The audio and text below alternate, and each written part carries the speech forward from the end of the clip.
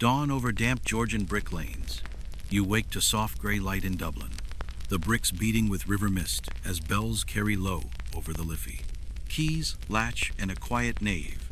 You unlock the west door, let the chill in, and listen to silence arrange itself among pews. Climb the narrow stair to Loft. You take the worn steps slowly, hand on cool rail, dust motes practicing their morning procession. Bellows tested, bench nudged into place. You set the bellows to their gentle breath and level the organ bench with a patient nudge. Stops drawn, scales in slow motion. You pull two modest stops and drift through scales that feel like walking along a quiet quay. Paper edge glimpsed behind hymnbook. You notice a folded parchment peeking from behind a hymnbook and decide not to rush it. Vestry fire, inkstand, careful trimming. You warm fingers by a small coal fire. Trim a quill and set the ink to behave. Parish register lines and steady dates. You copy yesterday's bands with small, neat strokes, letting the steady dates anchor the page. Stationer's shop. Paper, wafers, tape. You walk to the stationer for laid paper, wafer seals, and a length of linen tape. Coffee room murmur and shipping lists. You rest with a quiet cup, while merchants whisper over arrivals and a chair creaks politely. Bread, cheese, and a pew's shadow. You eat simply in a cool aisle, counting coins twice because the first time felt too fast. Choir boys rehearse a plain psalm tune. You listen from the loft as small voices find the notes, like swallows testing an evening. Tuning whispers, reed, pipe, and weather. You coax a reed to behave and admit the January air has opinions about pitch. Folded parchment considered without hurry. You lift the parchment at last, feel its weight, and let your eyes walk the outside first. Names, sums, and a modest promise. You find a careful marriage contract. All tidy clauses and no theatrics, just arrangements in ink. Custody of papers, cupboard keys. You think about proper keeping, which key is best, and how quiet responsibility prefers a small lock. A fair copy slip for the register. You note the names on a slip, neither announcing nor hiding, merely placing them where order lives. Advice from a patient scrivener. You ask a scrivener about custody and wrappers, and he answers as if filing were a gentle art.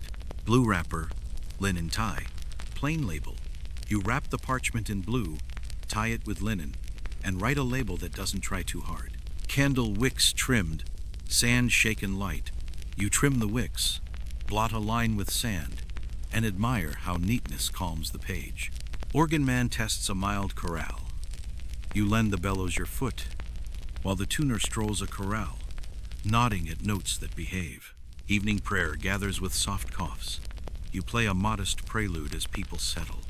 A shawl here, a whisper there, nothing urgent. Windows crack to let the day out. You open a high sash to trade warm breath for dusk and hear gulls argue with the river. Chest, ledger, and a turned key. You place the wrapped contract in a wooden chest, note it in the vestry book, and turn the key once. Quayside walk and peat smoke hush. You walk home along the quays, lamp flames bowing in the breeze, and peat smoke drawing low. Gloves mended, sleeve pressed, cuffs starched. You mend a seam, smooth a cuff, and welcome the kind of progress no one applauds. Street cries thin, cat claims the sill. You listen to late sellers fade, and let a cat declare the window its new republic. A shawl forgotten, a door remembered. You step back to the church for a shawl, the door remembering you with a soft complaint. Loft checked, ribbon retied without fuss. You check the wrapper, retie the linen, and decide that certainty is a tidy knot. Locks tested, bell counted, night owned. You test the locks in an unhurried circuit and count the bell as if it were a friend. Bed breath in a city resting. You lie down while Dublin settles. The question of who shrinking to a fold of quiet ink. You wake to a pewter light that does not hurry. It lies soft across the sill and slides along the floorboards in a narrow, obedient ribbon. The air has the river in it cool, a touch of salt, a memory of tar and damp rope polite enough to wait at the shutter until you invite it in. You do not pretend to love mornings. You merely agree with them. You stretch once for principle, once for honesty. The linen cools, and then warms again where your knees bend, deciding the day can begin without ceremony. Somewhere outside a cartwheel remembers the same rut it found yesterday and makes the same speech about it. Your room keeps the order of long use. The chair in the corner still favors one leg. You resolved to mend it last spring, and with admirable consistency, you continue to resolve the same. The shelf holds what it can bear without vanity: a prayer book, a thin psalter, 2 pamphlets, whose titles have already given you what they have to give. Beside the hearth, a small stack of peat waits like a promise that heat may be earned later. You pour water from the earthen jug into the basin. The sound is courteous and small. The cloth smells faintly of lye and sun. You wash face and neck in the careful way a person does when there is a whole day ahead and no reason to begin it by startling yourself. The glass shows a face that looks as if it has always known this room and never argued with it. Clothing asks for steadiness, not triumph. You choose the shirt that learned your shoulders years ago and has not had to relearn them since. The waistcoat fastens from habit more than skill. You do not skip any buttons which you count as industry. You tie your stock by feel, and the knot lands where it should on the first attempt, a minor victory worth exactly as much as it sounds. Breeches, stockings, and a coat that speaks when spoken to complete the negotiations. The boots remember yesterday's puddles in a dark rim along the welt. You brush them once and call it sufficient. You smooth a cuff that will rumple again before the bell, and that is acceptable. You open the shutter a hand's width. Georgian brick crowds both sides of the lane, holding beads of damp like a quiet audience. A lamplighter passes with his ladder over his shoulder, sovereign at dusk and anonymous until then. Somewhere, a baker comes to terms with dough. The air carries yeast and a faint sweetness that has already made up its mind. A woman lifts a cloth and shakes crumbs into the morning, as if licensing the day to begin. A gull tries a sentence, fails to complete it, and forgives itself. You breathe once, test the air, and find it reasonable. Breakfast is an arrangement rather than a meal. A heel of bread, a sliver of cheese, the sort of apple that will be better tomorrow. The knife would like a stone, and tells you so with a thoughtful drag. You promise to remember, and almost certainly will not.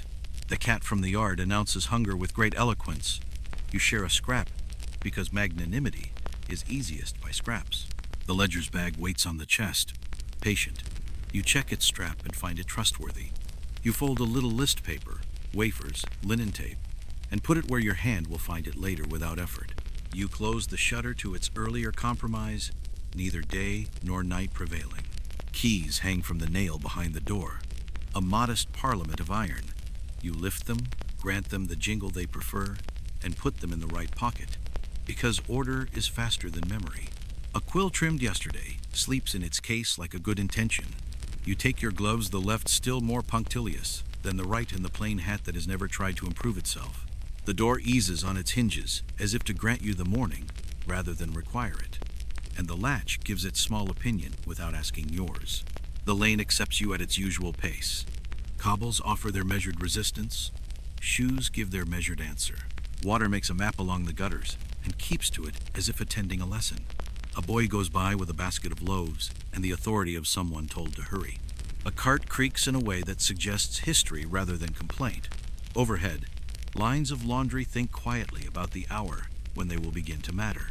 You nod to the idea and keep walking, because the city does not need you to admire it in order to continue.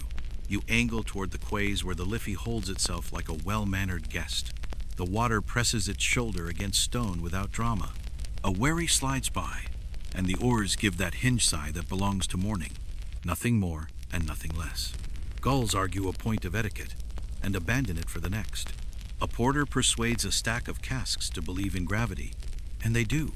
A sailor's laugh travels farther than you expect, then settles on a bollard and decides to stay there. Your steps keep the practical rhythm that protects joints and temper alike, and the city's smell, peat, tide, horse, organizes itself into something almost intentional. A coffee room ahead is still closed. Its sign practices creaking in a light wind.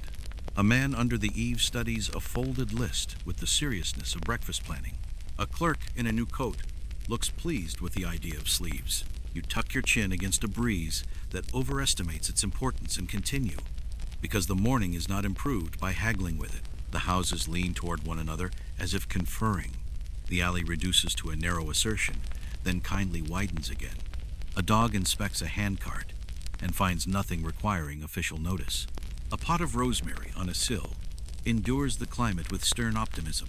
You respect it and pass without comment. Your gloves do the work for which they were born. Your breath shows briefly and vanishes, as if the air were editing you for length. A shutter clicks open and then decides against the experiment. The church announces itself by pieces. The iron fence that looks forbidding until you remember the gate, the tower shouldering into the pale, the west front with stone that keeps its own weather. The gate offers its thin squeal, proud of a service it has provided for years, and you allow it that voice. The yard's grass makes a show of innocence and nearly succeeds. A few leaning stones conduct a private conference about moss. You take the path the way you always do. It knows your feet and therefore keeps pace. A sparrow tests jurisdiction in the hedge and gets no answer worth keeping. You pause at the door before you become the person who has unlocked it. Pausing costs nothing and yields more than nothing. The oak shows the places where hands have educated it. Behind it waits the nave you know, even with your eyes closed. Pews in orderly rows, a lectern patient with readings, a font committed to holding water without haste. In the loft, the organ sits like a polite animal that has learned to wait for the first touch before it breathes. You hold the key between thumb and forefinger and wait a moment longer, because beginning is easier if one admits one is about to begin. You do not enter yet. A cart rattles, a shoe slips and recovers. A far bell tests its voice and is satisfied. The yard, the tower, the stone each offers you the same sentence as yesterday, which is the comfort of the thing. The key is cool and plain. You are the sort of person who will turn it carefully and only once. You breathe, take the handle, and let the morning settle around you like a cloak belonging to the work you are about to begin. You turn the key only once because doors prefer decisiveness. The lock answers with a small throat clearing that belongs to metal and patience, and the latch gives a tidy shrug as if reminded of its profession. The west door leans inward, a little weighty, a little proud of being oak and not some lesser timber, and it brings with it the night air that has been waiting politely in the porch. Cold breath curls around your shins and runs the flags like a careful inspector, counting wax drops, heel marks, and the pale scuffs where skirts have steered in and out of Sundays. You let that air get on with its business. It is thorough and not unkind. You let the door travel the arc it prefers. The hinges offer their brief opinion just enough to say they were consulted, and then the nave restores itself to level. The way water does once a bucket stops fussing it. The room takes your presence without debate. Silence unpacks itself into components and arranges them. Stone holding the low note, timber keeping a patient middle, glass with its thin high thread, and the rest of the air laid between like careful cloth. You do not speak. There is no need. Your boots answer the aisle once, then learn restraint. You do the small work that makes a large quiet. The door remains almost closed, a courteous hands, width to let the damp bargain with the warmer dark. Your breath whitens and vanishes as if edited for length.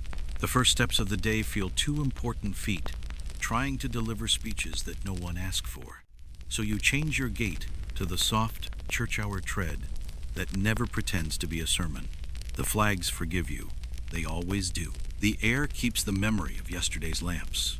A thread of peat borrowed from someone's coat, and the river's salt, which has never agreed to stay outside. Light is undecided but curious. A high south window rinses itself with a gray that will choose a side later. Dust performs a tiny theater in the beam and entrance, a hesitation, a bow you did not request. You lay your glove on a pew rail and feel the polish left by many sleeves. A satin grown by repetition, nothing to do with vanity. Overhead, rafters cross like old knots, serviceable, unsurprised. Somewhere, a beam cracks its knuckles and is done speaking for the morning. The nave likes beginnings that do not brag about themselves. So do you. You try the vestry latch. It yields with the ease of shared hours. The little room offers its reliable geography. A narrow table with an inkstand that behaves when looked at. Sand in a shallow shell. Quills dozing in a blue glass like geese with their heads tucked, and the parish register keeping its dignity in rubbed brown leather. In the grate, Yesterday's coal remembers warmth without insisting on it. You decline the poker. In the cupboard, the loose choir cloth you folded on Monday proves you were present on Monday. Keys jingle among themselves and then present the right cousin. You take it, lock nothing, and close the door with the soft confidence of a habit. Back in the nave, you listen for what is not there. No cough politely folded into sleeve. No late foot that tries to apologize by shuffling. No murmured exchange that thinks a whisper is a disguise. Only the seam sound of wind along the panes and the far conversation between tower and sky, both fluent in patient weather. You walk the center aisle and greet pew ends with the back of your hand, as if passing friendly citizens who require only acknowledgement to be content. They answer by not wobbling, which is the highest civility required of furniture at this hour. A hymn book, considering diagonals, is returned gently to democracy. The loft stair keeps to the wall the way good servants do, present without announcing. You look up into its corkscrew and postpone it. First, the west door must practice being both open and closed. You settle it to a near kiss just enough to keep the draft honest, and the latch sets its tongue as if feigning indifference. 2 fingers test, and the line holds. Keys settle in your pocket like birds that have accepted your coat as a hedge. On the brass plate, you rub the round mark made by other hands. It offers a modest shine, a small treaty between metal and responsibility. Now you hear the room decide itself. The hush flattens to a comfortable plane. The echoes find nothing urgent to repeat and sit down. You tap one heel no more than a note, and send it up to the roof where it learns manners and returns smaller. You bow, not to anyone, merely to the morning. The font stays untroubled beneath its linen, as if guarding a thought it will not share until asked nicely. The lectern rehearses patience with an empty page. You have the brief sense of being early to a meeting where everyone else is pleased you came. Some maintenance is a prayer with a cloth. Under the back pew, a drawer keeps its oath, a folded square that smells of clean cupboard. You shake it once dust steps out, and concedes the point and lay it over the rail. The small bottle that would prefer to be called conditioning liquid is allowed its accurate name, oil. You dab a whisper into the hinge that confessed a murmur last week. Wood approves by saying nothing at all. A tiny complaint disappears into the general virtue of lubrication, and you experience the private satisfaction of a problem solved where no one will ever applaud. You think of the bell and give the rope a greeting that is not a command. In the tower base, it hangs like an obedient vine with a memory where palms agree to meet. You put your hand on the worn place and persuade nothing. Far above, metal hears your idea and declines it, content to remain promise instead of event. You leave the rope to its patience. Promise is better than noise at this hour. The tower is pleased with you for understanding. The west window concedes another inch of day. Outside, the lane will be offering boots a reason and news a carrier. Here, time advances by permissions. You touch the linen covering the font. It composes itself like a well-brought-up child. You check the water level out of habit and find that habit was correct. Your sleeve brushes the stone rim. It remains as stone does cool, uninterested in your timetable, loyal to its own. Somewhere in the porch, a straw loses an argument with a draft and accepts exile. You sit briefly on the last pew, the seat that receives the undecided and never scolds them for it. The board offers firm kindness, the kind that does not ask to be noticed. You flatten your palms and feel the grain moving steadily under the polish of years, like a river pretending to be furniture. You allow one very small yawn to exist, and then cancel it. Thought takes no subject and is content without one. After a minute that does not ask to be measured, you stand because the stair has made its case, and the organ is a polite animal that appreciates punctual care. You bring the room to its settled version of itself. Door set, latch resting, cloth folded, bottle capped, drawer slid away until it becomes a secret again. The pews continue their long conversation with stillness. You face the stair and place your hand on the rail, which is cool and without sarcasm. The chill that rode in with you has found a corner and curled up. The nave has arranged its silence correctly, and now it can be trusted to keep it while you climb. The stair keeps its promise to be narrow, and not especially eager. It begins behind the wall with the sort of discretion furniture envies, and then turns on itself, as if reconsidering its choices with each step. You put your palm to the rail, and it answers with that particular slick cool that old wood keeps for mornings. The varnish is not new. It is a history grown by sleeves, a soft gloss made of other hands declining to fall. Your glove slides once to say it can, then settles to useful friction. You lift a foot, set it down, and the tread offers a small, well-bred comment that does not travel beyond the well of the stair. The stone under the boards is a practical presence. It does not insist on being noticed. It simply holds. Treads know where to creak and where not to, and today they keep to the rules they agreed with the carpenter long ago.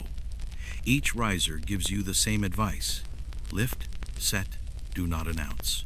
You follow it because disagreement with stairs yields no victories. A slit of window admits a blade of day that has no interest in argument.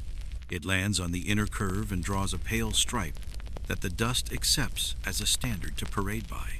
The air is cool enough to tidy your thoughts without making them clever.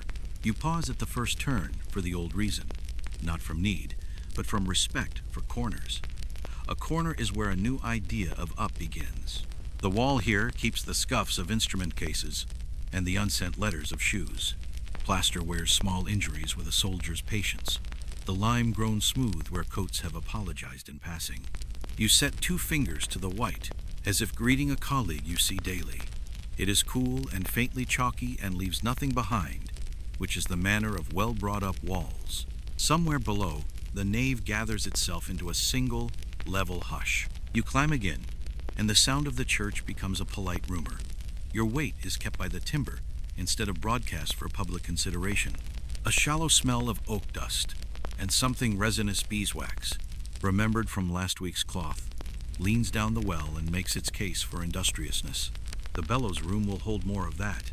For now, the stair borrows the scent and offers it as proof that the day already knows what to do. A draft visits, unsure of its plan, and leaves without taking anything. Your hand teaches the rail a little warmth, and the rail in turn teaches your hand to go slowly. A knot in the banister holds a dark galaxy. You look, because looking costs nothing at this pace. Someone once drove a small nail here, and then changed their mind. The hole remains as punctuation the sentence did not require. Grain runs under varnish like a quiet river that understands when to curve. Your palm reads it, patient, as if repeating a phrase until the words turn into meaning. You take the next tread from habit, not ambition, and the stair approves by behaving like itself. The small landing keeps a chair that pretends to be useful, which is how chairs live long in narrow places. The chair offers a thin cushion that remembers a hymn it had no part in. Upholstery overhears and keeps counsel. You do not sit, though the chair would brag about hosting you for years if you did. A nailhead catches a sliver of light and returns it with dignity out of all proportion to its size. You approve without making a ceremony of approval. The wall here keeps a faint brown crescent where a hat was often lifted and returned. Courtesy leaves marks when it is practiced often enough. At the bend, the window grants you a brief Dublin in miniature. The lane is a slate ribbon with movement stitched upon it. A boy deciding whether to begin sweeping from the near end or the far. A woman's sleeve lifting a basket into agreement with her shoulder. A dog reconsidering a statement it just made to a pigeon. The river beyond is a band of tin that will remember to be silver later. A gull writes a lazy question mark and forgets the question before finishing the mark. You watch exactly long enough to be certain the city is proceeding without you, and then you let it. The sound changes one more shade as the stair approaches the loft. You begin to hear the way wood listens, the hush of boards ready to take shoes, the instrument breathing in memory of yesterday's chorale, the little cupboard in the corner practicing being discreet. A low rafter signs its name with a single, tired click. Paperwork completed, it rests. The rail ends not with an argument, but with a rounded certainty, as if concluding a paragraph without resorting to flourish. Your hand leaves it with the same absence of theater. Your shoulders remember. They are shoulders, and do not ask to be congratulated for it. Here the dust is a more thoughtful species. It keeps to the margins as if instructed by a tidy mind. Oak cases breathe out a dry sweetness, like old books that never had to pretend to be new. The loft keeps its own temperature, a fraction kinder than the nave, as if height were enough to earn a small favor from the day. Pipes stand in their regiment, mouths half open, as if ready to join a conversation that will happen when invited. Metal takes the light softly, as if wear had taught it manners. A cobweb the size of a coin ties two unimportant things together and looks entirely satisfied with the job. You step onto the loft floor and feel the honest reply of planks that have accepted many days of the same request. To your left, the bellows room waits with its leather lungs and wooden arms, handles resting at the angle of patience. The organ bench keeps exactly where it said it would, prepared to be an accomplice to unremarkable music that accomplishes more peace than praise. A hymn book leans against another in a friendship made of corners. The loft rail proves itself dependable by getting in the way in the most helpful manner possible. You do not hurry to the keys. There is time to be here before doing here. You take in the practical geography, the stop knobs with their faded letters, the music shelf that has learned not to betray paper, the small dish with a friendly soap crumb for fingers that do not belong to you, the square of cloth folded in a triangle to suggest forethought. A pencil waits with the patience of lead. A pin, once meant to secure a page, lies retired at the edge, drawing a very small pension of dust. Nothing requires improvement. Everything asks only to be used as designed. The morning shows itself through the high window above the pipes as a paler kind of certainty, undecided about brightness, but settled about being present. You listen for any complaint that traveled up with you. There is none. The stair is quiet now, gratified by careful feet. The nave answers your stillness by offering its own, a broad, shallow bowl of hush that will hold music when asked in emptiness before and after. You pull a glove finger straighter than it needs to be, because almost right is an invitation to fidget, and fidgeting is not a language the loft speaks. You breathe once for the loft and once for yourself. Both breaths return approved. Dust finishes its procession and settles in the beam it began in. The day has climbed as far as you have, and is willing to wait. You let your hand rest on the edge of the bench and test its sincerity. It is sincere.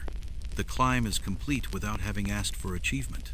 You have reached a place that rewards punctual patience with workable quiet, which is the kind of victory that never needs to be named. The bellows wait with the steady patience of things that only do one job and do it without applause.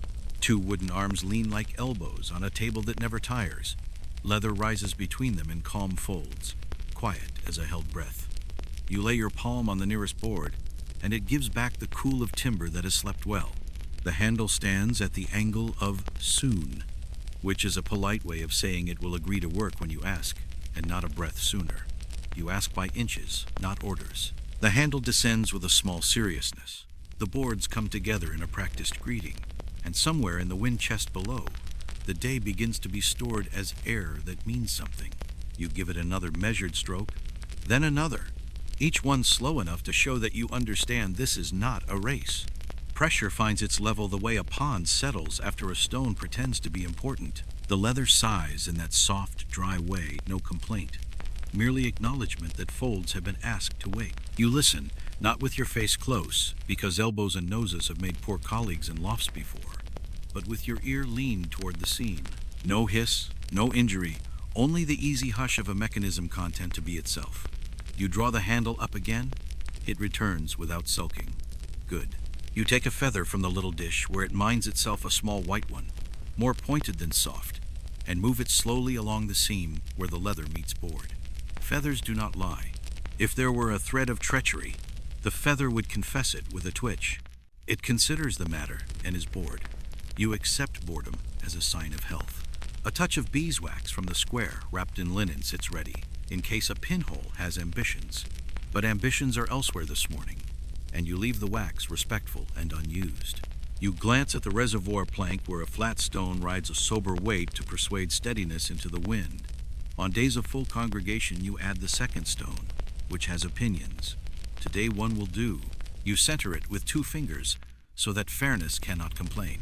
The leather straps at the hinges show the gloss of long service. You smooth one with your thumb, not because it asked, but because praise sometimes takes the shape of touch. A pin that once considered wandering sits precisely home. You give it a look that says you noticed, and it may consider itself supervised. Now the handle finds its rhythm. Down for a count that does not bother with numbers, up along the same kindness, and the organ's lungs learn again what morning feels like. You meet the handle halfway each time, letting gravity take its share, and declining to do all the work yourself. Cooperation suits wood, as well as it suits people. The first breaths travel through conduits that keep their secrets and collect in the chest beneath the keys. You rest the handle where a leather strap catches it. Stay, being the most affectionate command in the loft, and let the stored air think about its fate. The bench, meanwhile, tidies its conscience by being mostly level, which is not the same as level. Sitting reveals its philosophy. One leg argues quietly with the floor and loses by a finger's breadth. The bench wobbles the way certainty wobbles when facts step in. You slide off, lift the end with two hands, and consider the leg. It declares itself innocent. You consider the floor. It considers itself medieval. You take from your pocket the thin shaving you kept when you last trimmed a quill, a curl no thicker than a line of good ink, and fold it twice into a practical wedge. The wedge is too small to look like a solution, which recommends it. You set the wedge under the modest leg and return the bench to its duties. The wobble proposes a new compromise, more reasonable now. You test by sitting and not moving for a moment. The wood settles around you with that small creak that is not complaint but identification. I am a bench. Your knees find their ordinary treaty with the key fallboard, not cramped, not far. The floor agrees to your weight. The bench believes in steadiness again. The pedalboard, such as it is, a modest handful of long notes for days that require ceremony, lurks beneath with no intention of being heroic. You angle the bench a finger's width to the left, so a foot will find what it needs without looking later. The move is less than a nudge, more than a thought. You put your hand on the bench's back rail and center it against the keys, straightening not with military conviction, but with the kitchen table exactness of a person who wants a cup to stop sliding. Now it is right, which is to say it does not draw attention to itself. You approve. You stand, lean across the keys, and depress one carefully with a knuckle, not to make a sound, only to feel the action. The key goes down with a dry, simple honesty and returns at the same speed, not embarrassed by its plainness. Another key, then another, all answering like letters placed in a steady row. The trackers beneath, those thin messengers of motion, keep their counsel. You are not listening for music, you are listening for anything that would rather be a problem. There is nothing that would rather be a problem. You allow yourself the sort of nod that cannot be seen from the nave. Back to the bellows handle. You give 3 easy strokes, then rest the strap again, training your foot to the lift while your hand learns the push. Sometimes there will be a boy to work the bellows, priceless and distractible. Sometimes there will be only you and your respectable ankle. Today is one of those sometimes. You practice the small economy of tending breath without injuring the rest of you. Leather folds answer by obeying their hinges. The reservoir plank holds its flat opinion under the stone. A bit of dust on the windway cover pretends to be an event. You take the corner of the soft cloth from the music shelf and ask it to retire. It retires. The cloth smells of beeswax and last week's conscientiousness. You fold it back into its triangle and put it with the pencil where helpful things live. The stop knobs regard you with their faded letters, not flirtatious, merely informative. You let them be. Scales belong to another minute, and today does not require heroics from timber or lung. You sit again and test the bench with the sort of stillness that proves whether a thing will stay agreed. It stays. You set your feet flat, not because anyone will see, but because being square with a task makes it forget it is a task. Your hands rest softly on your knees. The loft holds its good light, smear of gray rounding towards something kinder. From below, the nave sends up the broad, shared quiet of a room that has remembered its purpose. The feather lies where you left it, unalarmed. The stone holds where you put it, happy to be heavy. You look along the keys the way one looks along a fence line, checking for a board that believes it is special. None of them do. The music shelf waits an empty stage, not the least offended by emptiness. The bellows have taken their first morning. The bench has learned humility. The floor has admitted you without writing a report. The instrument as a whole has begun its habit of being ready without requiring a speech about readiness. You allow yourself the ordinary comfort that comes every day at this time. Things that should work do, and things that could wobble have chosen not to. You touch the bench once more, less a pat than a compact between partners. The bellows strap holds the handle obedient and off the rise. Your shoulders let go of a small caution you did not know you were carrying. The loft, in response, grows no louder, which is the right answer. You are at that useful edge before sound, where breath is gathered and nothing yet asks to be heard. The bench is level. The bellows are honest, and the morning agrees that this is enough preparation to deserve the next small thing. You choose the two modest voices the instrument offers without vanity. The first is the quiet one, with the old-fashioned letter that has faded to a memory of black. It will sound like someone telling you good morning without thinking you need to be impressed. The second is the slimmer cousin, bright enough to keep the first from yawning. You rest two fingers on the knobs, as if persuading a shy child to step forward. They come out with the small resistance of well-fitted wood. The space between in and out is tiny and decisive, and when the knobs settle, the organ knows what it is supposed to be today. Ordinary, which is a compliment. A breath waits in the chest because you asked it to. You set your feet the way you did yesterday, and the day before heels honest, toes uninterested in showing off. Your hands hover over the keys, wrists unambitious, fingers calm. Before sound, you listen again. The loft holds that little useful quiet that says it will not compete. Below, the nave rides its long level. Nothing in the pews calls itself important yet. The bellows handle dozes in its strap with the attentive sleep of a cat. You press a single key, polite, as if greeting a neighbor. The pipe answers with a tone the width of a thread. Not a proclamation, just a line drawn on the morning. It goes out into the nave, finds the stone, and comes back approved. No fizz, no quarrel, only the plain speech of metal and air. You add the second voice above it. The pair do what pairs do. They steady each other without making a scene. You let the keys rise. The sound leaves like someone closing a door carefully. You begin the simple climb that a hand makes when it wants to remember being a hand. Not a scale that calls attention to its education, just the pattern that feels like the spine of the instrument. Thumb under, fingers over, the steady exchange that has worked everywhere since fingers decided to be useful. You do not hurry. The notes are not going anywhere without you. Each one steps onto the air as if onto a pier plank and looks down to find the river behaving itself. You place another, then another. The arrangement becomes walking.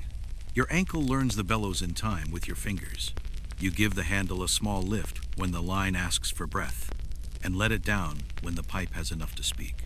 The stone on the reservoir keeps its opinion, which is that steadiness has a weight. You agree. The leather folds approve by saying nothing. You half close your eyes, not to be artistic, but because lids make a good lid on distraction. The loft's light softens to a kind of pale butter, undecided about becoming day. You continue to place notes, like a cautious mason setting bricks.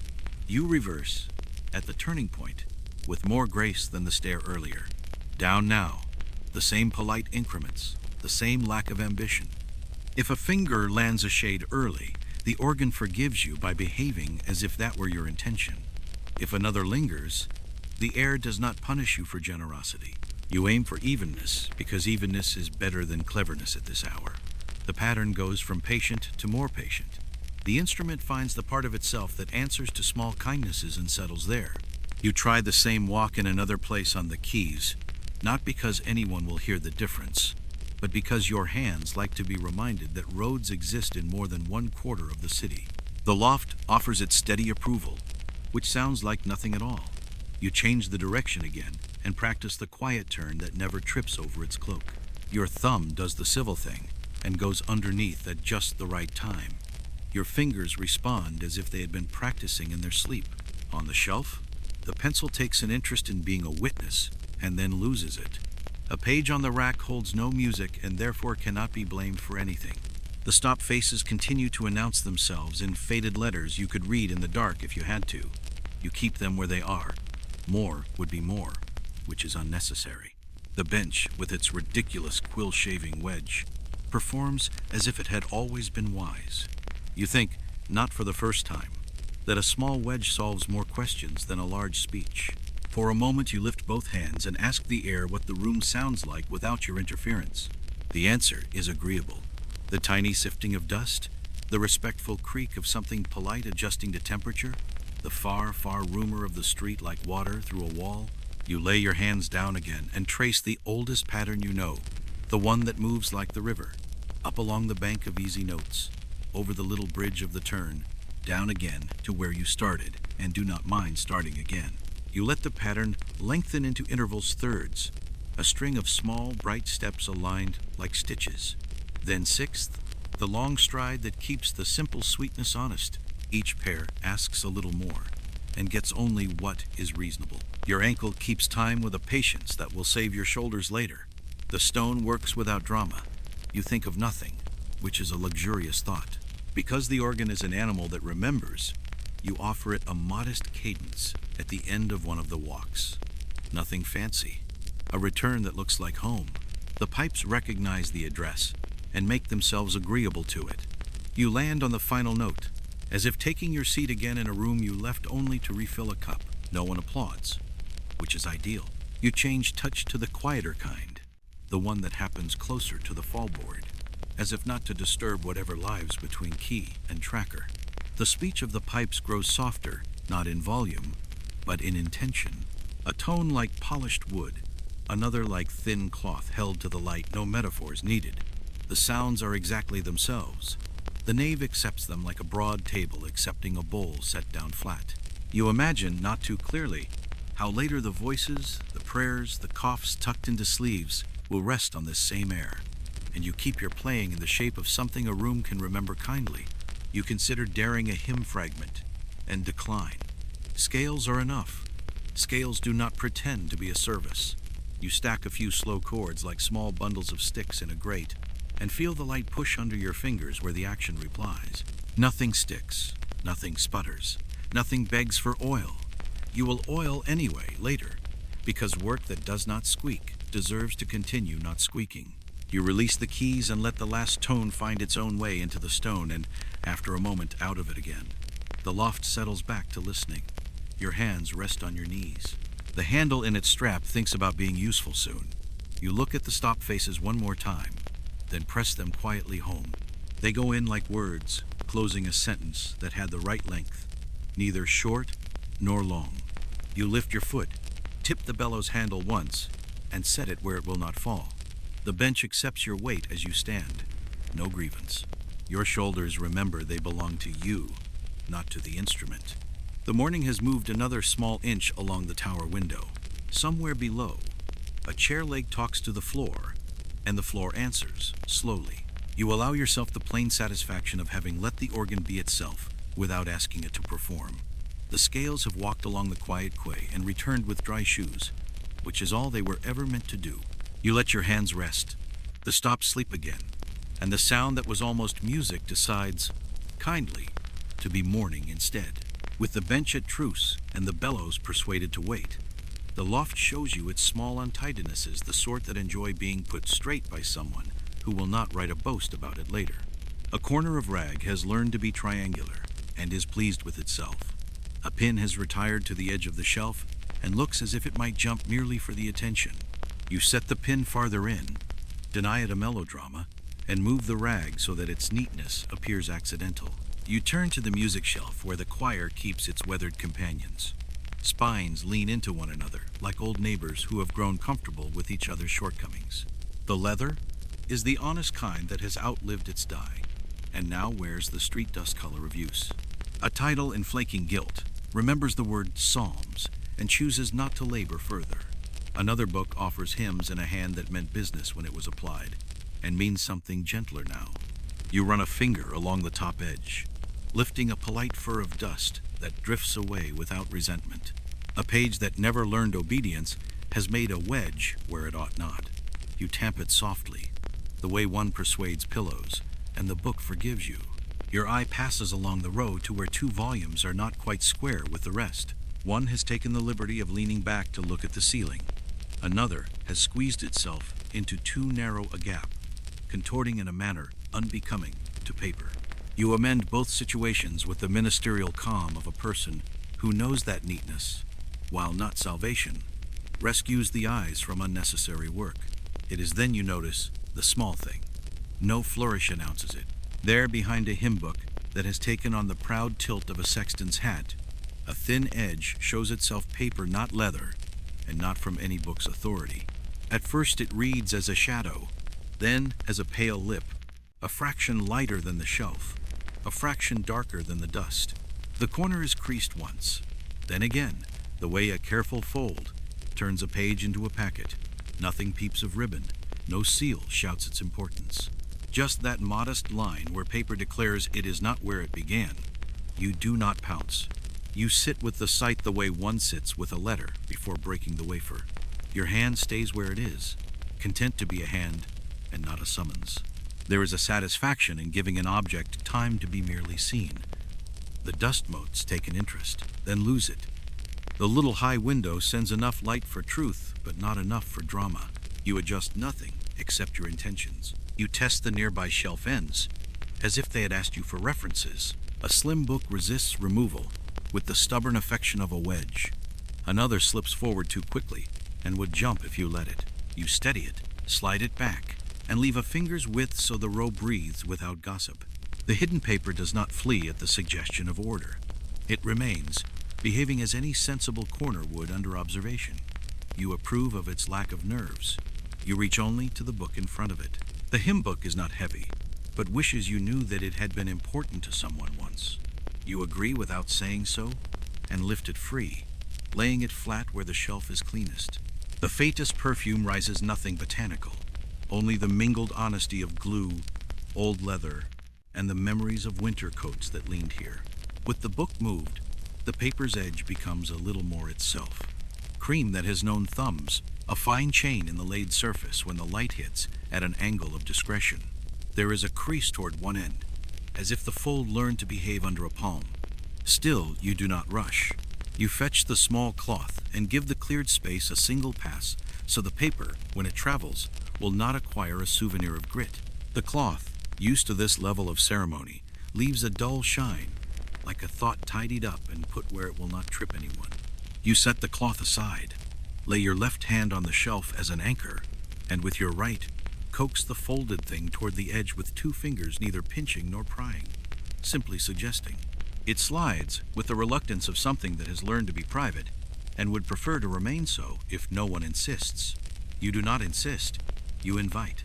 The fold agrees to the small journey and comes a thumb's breadth farther into the world. No sound gives it away.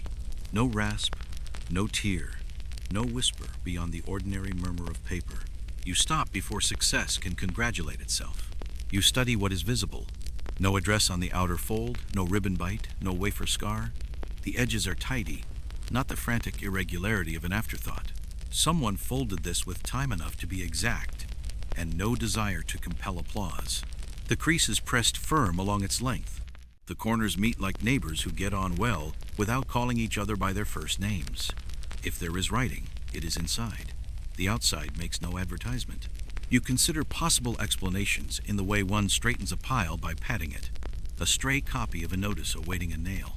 A musician's private list of entries with their bar numbers and the name of a nephew who must not be forgotten on his name day. A page from the parish register copied as insurance against ink that sometimes behaves as if it were weather. All proper guesses, none urgent. You take the kindest view you can. Paper has found a temporary refuge among books that will not talk about it. The loft attends your patience without comment. The bench makes the same appeal it always does to sit, to play, to do the thing the room was built to honor, but today it can wait. The bellows handle rests in its strap, a gate across a small lane. The stone on the reservoir remains where you put it, uninterested in confidences. Far below, a draft tugs at the west door, and the latch answers once, like a friend clearing a throat to say nothing is wrong. You slide the folded paper another inch. Your two fingers respect the seam, as if it were a boundary stone set by agreement. There is a feeling in the weight that tells you this is more than a billet due, and less than a deed to a province. Not heavy enough for many leaves, not flimsy enough for trifles. The fold holds. You could open it now. You do not. The day has an order. An order is a polite ladder.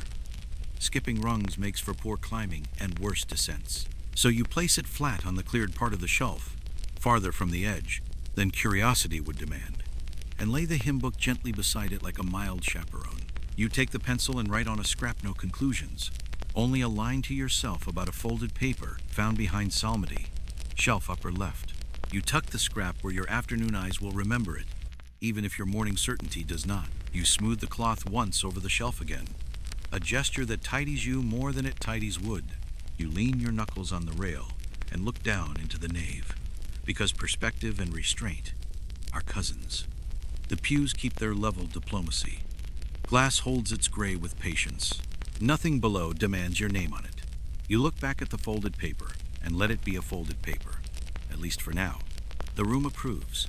It always prefers decisions made in a key appropriate to the hour. You replace one more book so that its spine may stand straight. Pinch a stray splinter from the shelf edge and rest your palm on the hymn book's cover, the one you moved, not the paper. The leather is smooth as an old sentence said correctly. You return the book to the row, where it will supervise without officiousness. The folded paper remains where you set it, looking neither discovered nor concealed, which is a neat trick. You will open it later, when ink and witness have a table and a register beside them, when wicks are trimmed and sand is at hand, when a key that belongs to a cupboard is in your pocket and not on a nail. For now, you let the small mystery be precisely that, small and obedient to the pace of a day that does not require trumpets. You take up the cloth, fold it small, and put it by the pencil. The light has brightened by the margin that separates indecision from breakfast. You set your hands on the bench back, feel the wood answer you, and agree with the morning to continue as if nothing had startled it. You leave the folded paper to its small career on the shelf, and take the stair down with the same unremarkable care you brought up. In the nave, the air is a shade kinder. The draught has remembered its manners. You ease the west door to a narrow, courteous gap, and turn the vestry latch. The room receives you as if you had only stepped out for a moment. The grate remembers yesterday's coal. You rouse the embers with the poker, set 2 neat pieces from the scuttle where they will do the most good, and give the bellows a single patient breath. Dull red consents to flame without theatrics. Heat tests the corners and decides to stay. The vestry's particular scent ink, singed wick, damp wool, settles into its correct order. On the table, the inkstand keeps its household. Water glass, ink bottle dark as old roofs, a small pot of sand, and a tray of trimmed quills. You unbuckle the writing case and set out the penknife that is really an essay on exactness. Its narrow blade has the honest gleam of a tool used for work. You choose a goose quill that knows your hand and roll the barrel to find the grain. The cut is unhurried. A small paring for the shoulder, another to take the bulk, then the nib, angled by the memory in your thumb so the point proposes to meet the page without scratching. You lift the quill to the window and look through the slit at the pale day. Light passes. Ink will follow. You shave the corners a breath, open the slit with the lightest push until the blade whispers enough, and test the spring against your nail. A sheet of waste paper receives the first trial. You draw a figure that is not a letter until the nib learns to think in lines. Then you write a modest alphabet, upright and plain. The sound is the soft sand sound that calms a room. Turning the quill a fraction, you repeat the alphabet so both edges share the labor. The point now speaks thinly but clearly. Ink sulks when left alone. You lift the stopper and find the surface thicker than courtesy allows. 3 drops of clean water persuade more than a lecture. You stir with the end of a lesser quill, never with the good point, and tilt the bottle once around its small world, so the settled iron and tannin learn to travel again. A fleck tries to be important on the rim. You invite it back with a cloth. The paper in the stack is agreeable faint chain in the laid surface, watermark like a quiet oath. You tamp the sand pot with 2 fingers. The grains shift like courteous gravel. The shelf or pounce waits in case a stubborn sheet needs teaching. Today it can rest. You bring the nib to the wipe, press once, and dip only to the shoulder. Habit would scold if you dipped farther. Habit is right. Before work, you mind the small flame. You trim the vestry candle's wick, touch fire to it, and let a thread of gold add itself to the day the grate began. The new light shows what you already knew. The table is clean enough. The ink has agreed to behave, and your sleeve sits out of danger. You set the parish register near but not yet open, and place beside it the scrap on which you noted the folded paper. Now the quill meets a fair sheet. At the top you draw a simple line that will accept a heading later without surprise. You write the date as though placing a bookmark in a day. Your hand keeps the slow round that has paid for its honesty over years. Letters sit upright, neither anxious nor bored. When one leans into ambition, the next corrects it by being sensible. Between lines you pause so ink learns patience, and you give the nib a small wipe so fresh edges divide the work fairly. The sand earns its keep. You pinch a small shower over the last line, watch the grains settle like quiet hail, and tilt the page so they walk back into the pot. They carry away any mischief the wet letters considered, and leave the words calm with a matte resolve. You blow not at all. Breath is variable, and sand is reliable. Wrappers often make the difference between a paper kept and a paper lost.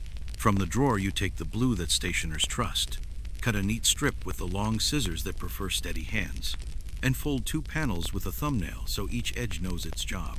A length of linen tape comes next, measured against the width of the folded thing that does not yet have permission to be called a document. You lay a plain label nearby and test the pencil point. It is honest. You glance at the cupboard where the wooden box keeps its small garrison of packets. The lock looks back with unromantic excellence. You find the correct key on the ring by touch alone, counting notches with your thumb. It waits between its neighbors with the patience of a tool used at the right time, and not a minute before. You put the ring near the ink so your hand will find it without discussion when the moment becomes sensibly now. Heat has settled into the vestry enough that your shoulders forget the cold. The window lifts a square of softer light. Outside, the morning has made a respectable start on being day.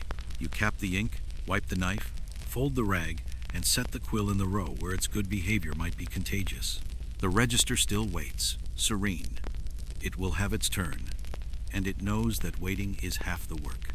You look at your hands, tiny black at the fingers, a ghost of sand on one knuckle, and accept them as proof that the quiet part has begun. You will open the folded paper soon, not because curiosity has won, but because the desk is ready to meet whatever plain arrangement of names and sums it contains. The candle keeps its steady vowel of light.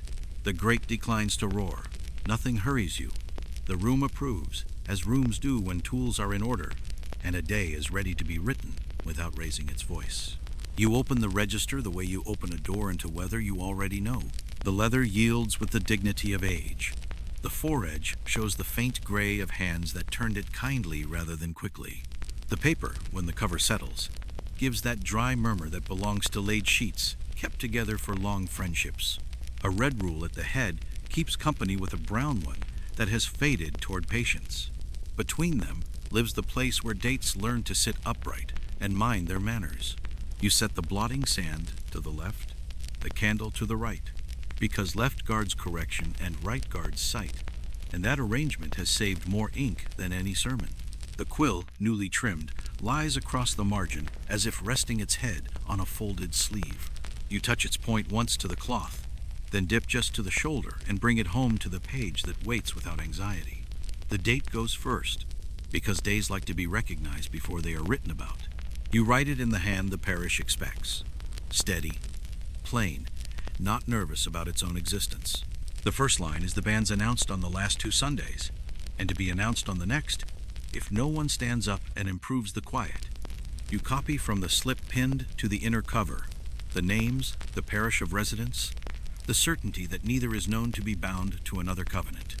The quill speaks with a small dryness that pleases the ear.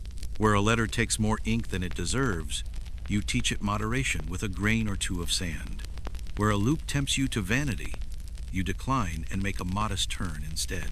The page enjoys obedience more than flourish, and you indulge it. You write the names as they are spelled on the slips, one with a second L, where none is needed, another with a Y that insists on itself, like a cap with a feather. You resist correction. The book is not a schoolmaster but a witness. You give each the same care. Capitals that know where to stop, minims that do not crowd. Of this parish, you write in the usual place, the words keeping step as if they were used to marching. You note the Sundays past and the Sunday to come. The quill ticks to its own measure.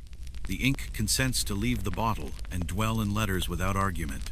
A baptism follows, yesterday's, in the early afternoon when the light came in at an angle that made fathers stand straighter.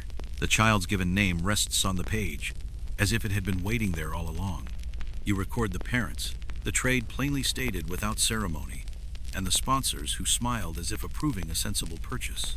For the child you make your G a shade kinder than usual, because it pleases you and harms no one. The date repeats itself as if enjoying the exercise. The sand earns another small journey and returns to the pot looking satisfied. A marriage, earlier in the week, waits on the next line. You note the names without editorial feeling. The fee was the ordinary one. You show it with a figure on the right that behaves itself and keeps to its column. The curate signed with his practiced flourish. You, untempted, sign in your smaller hand to show that the book has been tidied as well as used. Where a page edge roughens, you press it gently with your palm, so the next line will not pretend to be a hill. The candle hums its single vowel and does not drip. You trimmed it well. You turn back to yesterday's bands to check the spelling against the slips. All is as it was. A single letter, written in too quickly, wants smoothing. You persuade it with a breath of fresh ink and a patient touch. No one will know, and that is the point.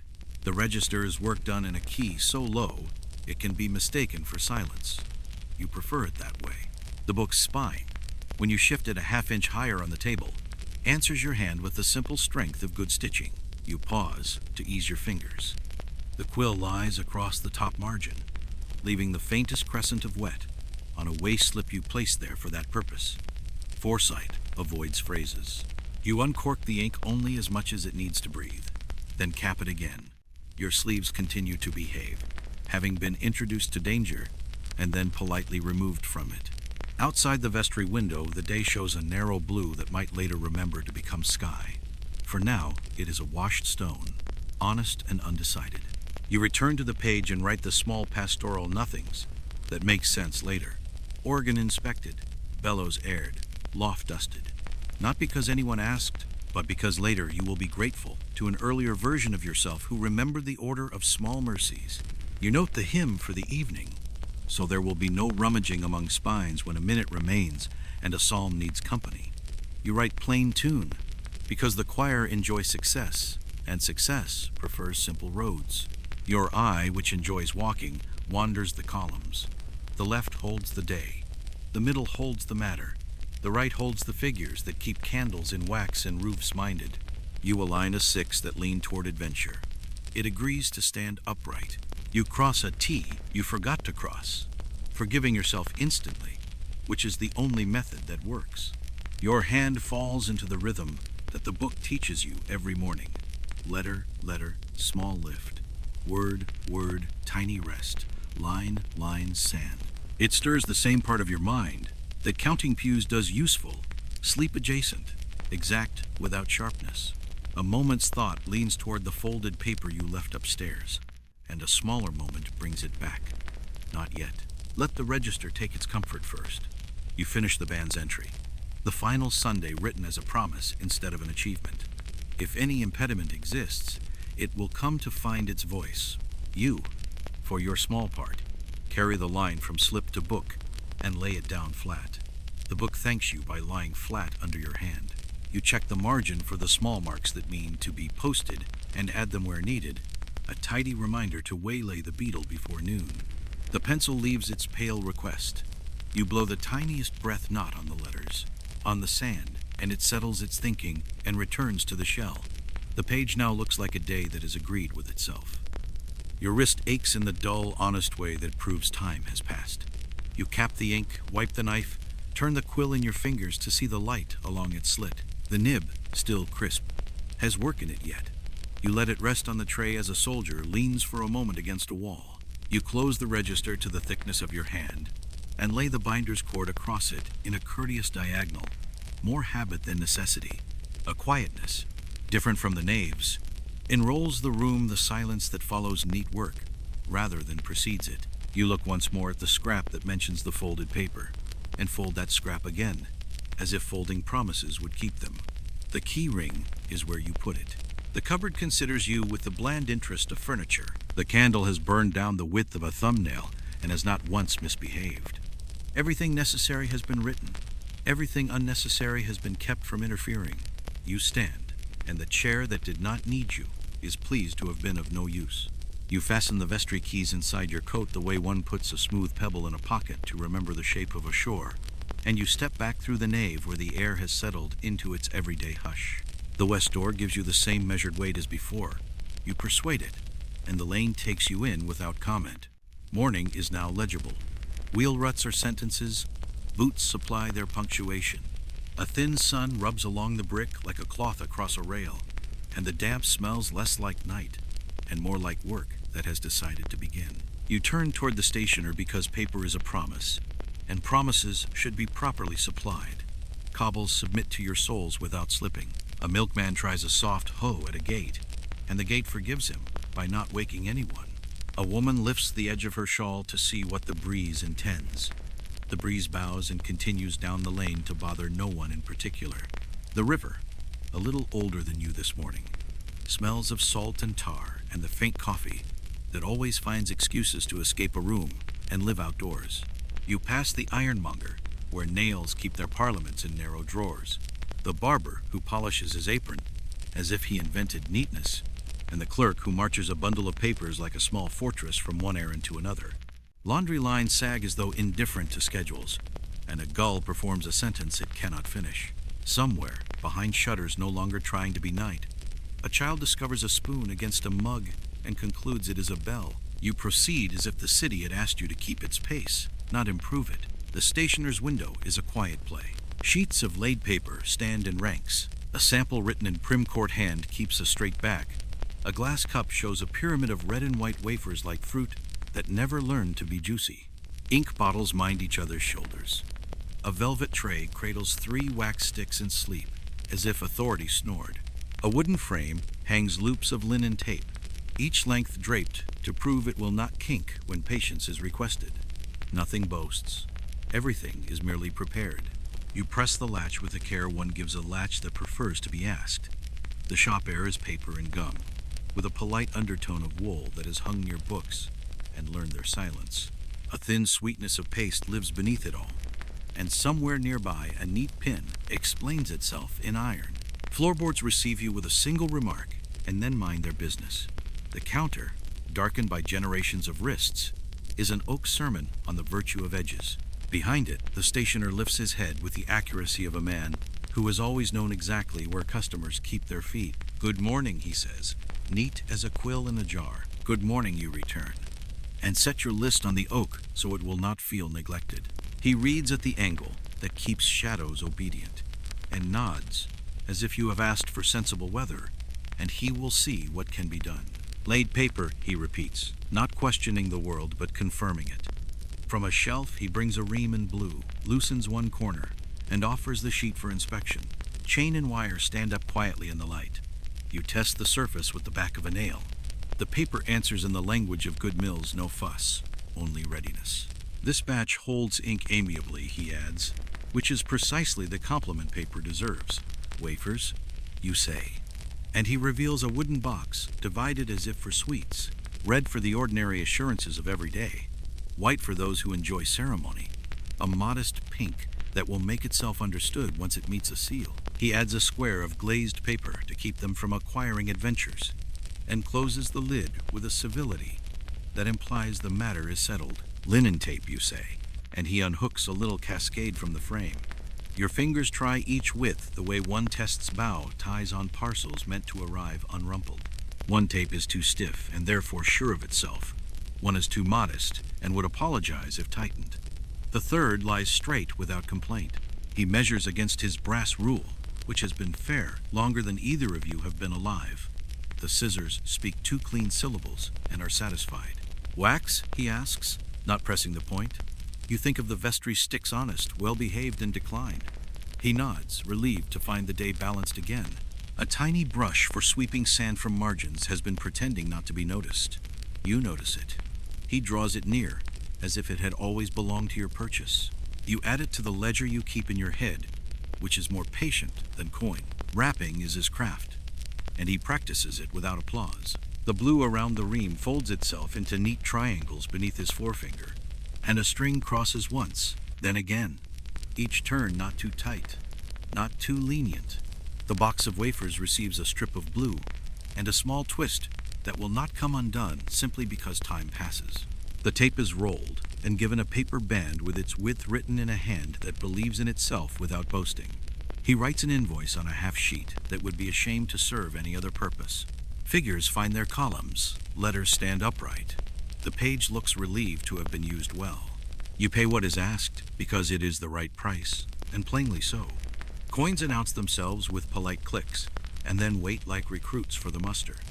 The smallest makes a bid for liberty and fails with dignity. He counts with the unconcern of a man accustomed to honest hands and hands back a copy of the invoice, the way a person hands over a steadying arm to someone who does not quite need it.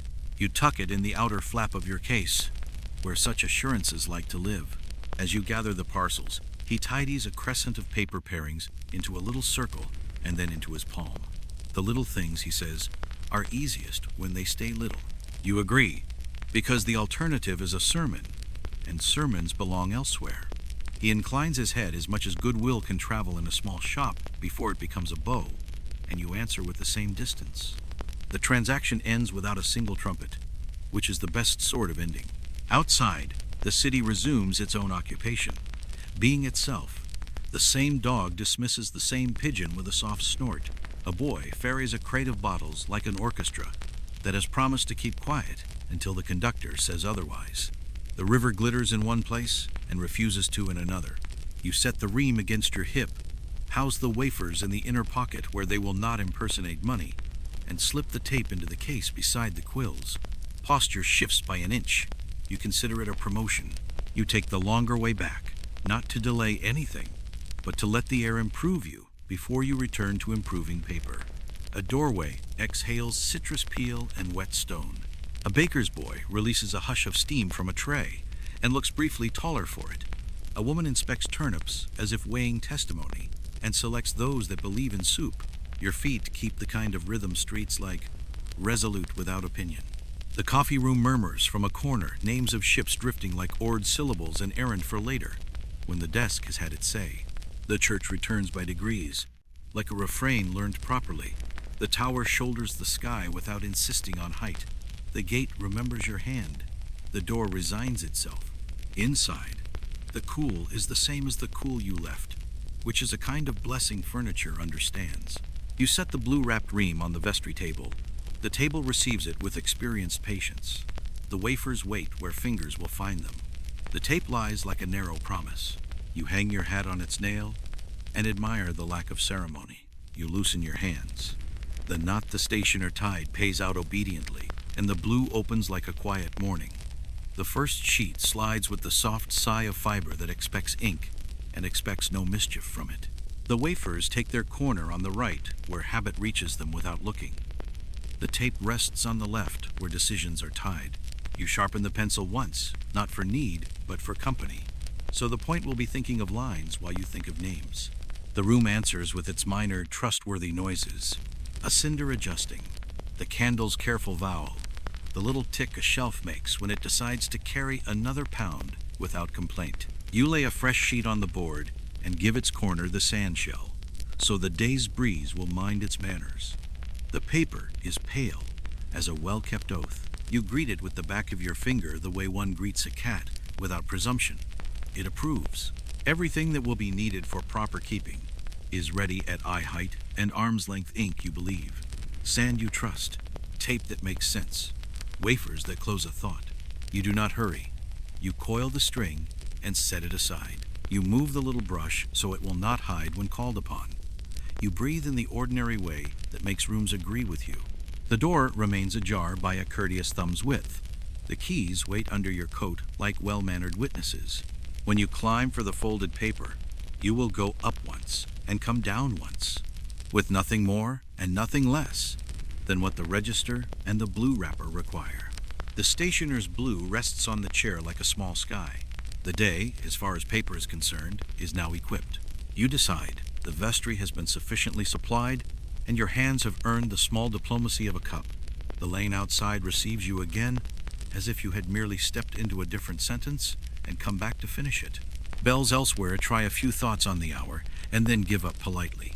The river lays a pale glitter along its shoulder, not making a show of it. You turn 3 corners the way one folds a letter, and the coffee room offers its door with a latch that believes in courtesy. Inside, the warmth does not hurry to greet you. It is there already, like a settled guest. Coats keep to pegs, pegs keep to walls, and the walls keep their peace. Long tables hold groups the way docks hold boats, sterns near sterns, bows pointing at business. A chalkboard near the window has been persuaded into writing down who arrived yesterday and who pretends to be leaving today. The letters are wide and steady. Arrivals in one column, intentions in another, a third for rumors that wish to sound like facts. You remove your hat and let your hands learn the stove for a moment, iron convinced into temperance by fire. The air smells of roasted bean, damp wool, and a stray pepper of nutmeg from some gentleman's morning experiments. China cups murmur against saucers, with the civility of porcelain attempting to be invisible.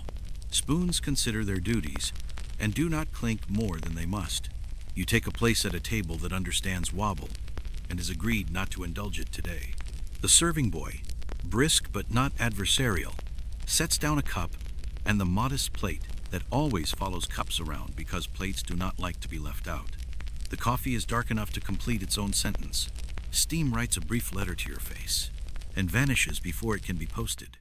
You add a single chip of loaf sugar because life has already agreed to be ordinary and there is no harm in encouraging it.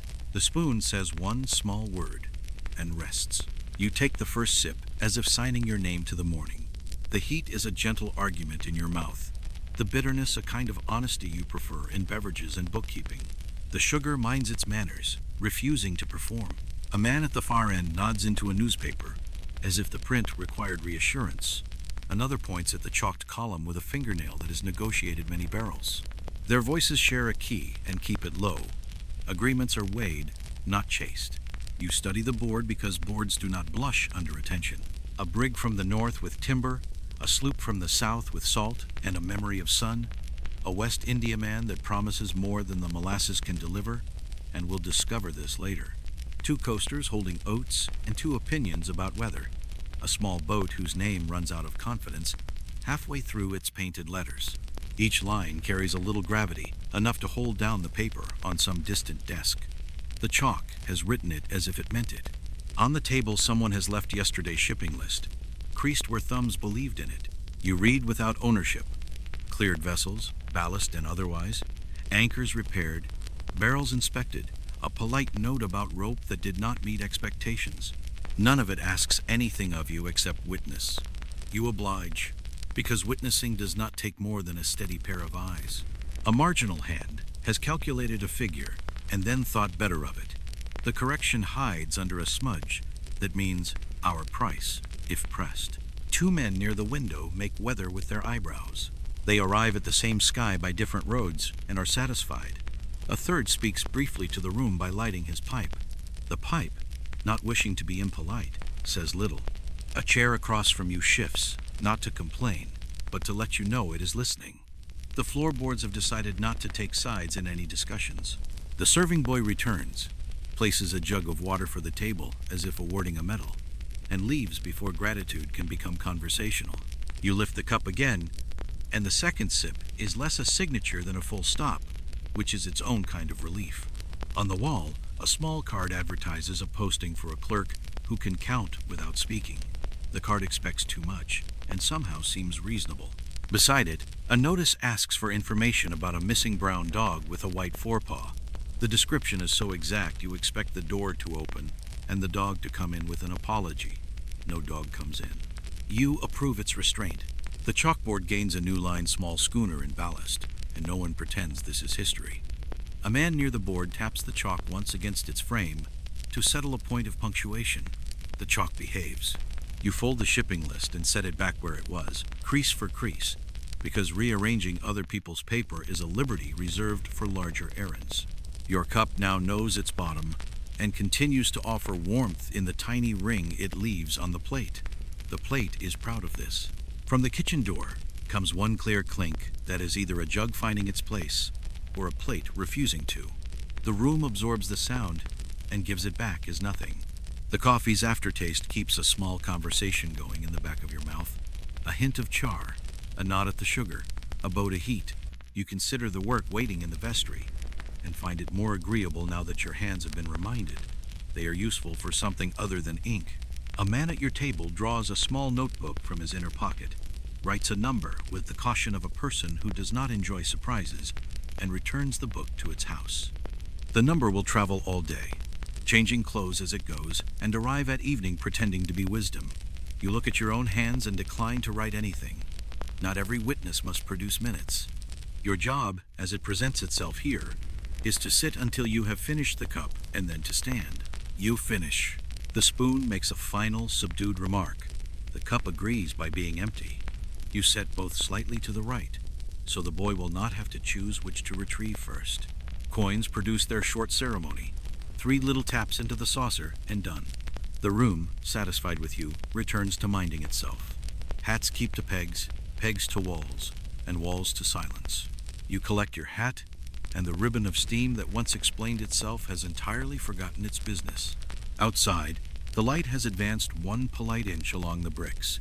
The river remains convinced it is a respectable citizen in good standing with the tide. A cart accepts a barrel.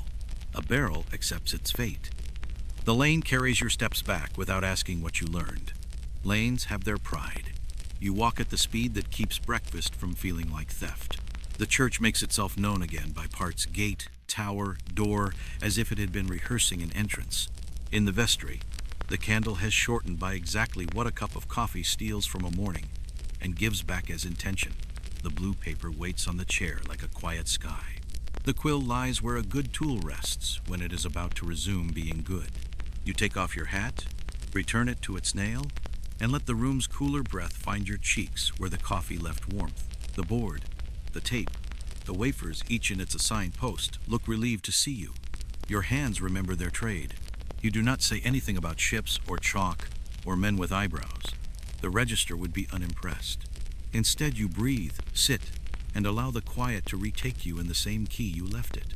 You decide, before ink returns to duty, that bread and cheese will do a small office in the aisle, where stone keeps its cool, and pews cast shadows that mind their edges. You leave the vestry on its courteous latch, and choose the bench that always receives a neat rectangle of light. The shadow it throws onto the flag looks like a folded napkin designed by architecture straight lines, a scallop where the rail interrupts the sun formal enough to make the crumbs behave. The heel from morning has not abandoned its principles. A crust that forgives a blunt knife, and a crumb that remembers yesterday's oven, without trying to be dramatic about it. The cheese leans into the blade and leaves a square that smells quietly of pasture and patience. You set one upon the other in the proportion approved by sensible people, and give the first bite the attention owed to any arrangement that has come this far without complaint. It tastes like afternoons taste in better years, and worse ones, bread being bread, cheese being cheese. Your jaw doing work that never asked for applause. Light makes a language on pillar and floor. Dust lifts its little banners in the beam and then thinks better of it. A board under the pew settles with one thoughtful syllable. Stone declines to translate. You take another bite and let bread and cheese decide their alliance without your help. They agree at once. You commend them by not announcing a commendation. The knave, doing what knaves do, keeps your ceremony private. Your hands look industrious, even when eating ink shade at 2 fingers. A faint glitter of sand near the knuckle from some earlier patience. A crumb makes for your cuff. You arrest it before it grants an interview to cloth. The paper under your lunch collects 2 seeds and 1 flake of crust. You fold a corner so the seeds feel escorted. The napkin, which has only ever wanted washing, and a line of sun, keeps its virtue. You chew slowly, because this particular task improves when not hurried. Coins come to mind the way a sensible chair's location comes to mind without drama, with reassurance. The stationer's invoice lies folded in your case. Your pocket weighs differently than it did at dawn. You draw the small purse and pour a parliament of edges into your palm. Shilling, sixpence, a brave 4pence, a regiment of pennies who know their place. Copper keeps the outskirts. Silver leans together like older cousins at a fair. You count them once because counting is how numbers resign their pretensions and agree to be facts. The first tally is too crisp, like a reply composed on the steps. You permit yourself a private smile and try again, as slowly as a measured bell. Shilling to one side, shilling to the other. The sixpence sits between them like a diplomat. The fourpence keeps its dignity. Pennies move in pairs so each knows it has a friend. You set a small pile for candles and another for wafers and tape, because objects prefer to see their wages named. At the end of the second voyage across your palm, the sum agrees with itself in a way that does not require your opinion. A short rest for the jaw, another for the mind. You place a final square of cheese onto the last neat piece of bread, as if laying a tile. You hold it and look through it toward the chancel. See nothing urgent and therefore everything right, and then eat. The water from the vestry beaker tastes like metal that forgot to boast. You approve it for that forgetfulness. A ladder, far outside, tests brick, and finding the brick innocent climbs anyway. The sound arrives softened, takes off its boots, and sits down. You gather the crumbs with the blades back, tip them into the paper's fold, and crease the edge so crumbs will believe they are travelers with tickets. The knife returns to its sleeve with the solemnity of a dignitary who has shaken hands the appropriate number of times. You choose 2 pennies for the beetle you will intercept later, because encountering a beetle without coin produces an educational moment you do not require. The purse accepts the others and goes back to its quiet post. The bench, conscious that it has behaved admirably, makes one proud little noise and then relents. You smooth the varnish on the pew end with your palm, where so many sleeves have smoothed it before. The wood feels like a thought remembered correctly. The shadow has climbed the width of a button up your coat and stops there. Discovering it cannot proceed. You congratulate it on restraint with 2 fingers. The air carries an old idea of peat from someone's wool and a clean notion of soap from someone else's sleeve. Both mind their manners.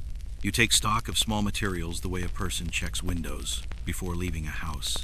Paper present and squared, tape measured, wafers domesticated in their little box, ink tamed to its bottle, quills sharp and untroubled, candle civil, coffee justified and passed, bread and cheese adequate and gone. Accounting is merely a shape into which calm can pour. Your shoulders settle a line lower, which is to say they admit they are attached to a person. The knave keeps faith with quiet. A pigeon tries to praise the tower and gives up for lack of range. Somewhere beyond the gate, a child discovers again that a spoon against a mug is percussion. The sound arrives like weather no one blames. The church hears and does not dispute it.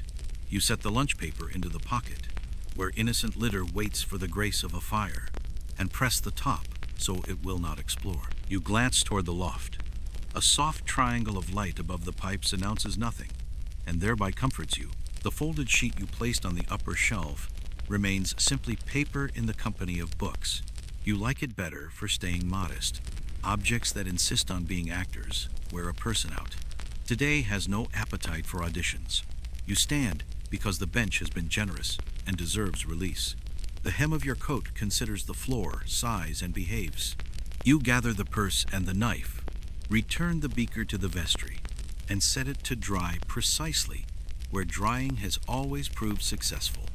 You shake 1 grain of sand from the register's margin for the pleasure of seeing it jump. It does, and returns to its fellows without grievance. The desk waits with the good temper of tools that know they will be needed again.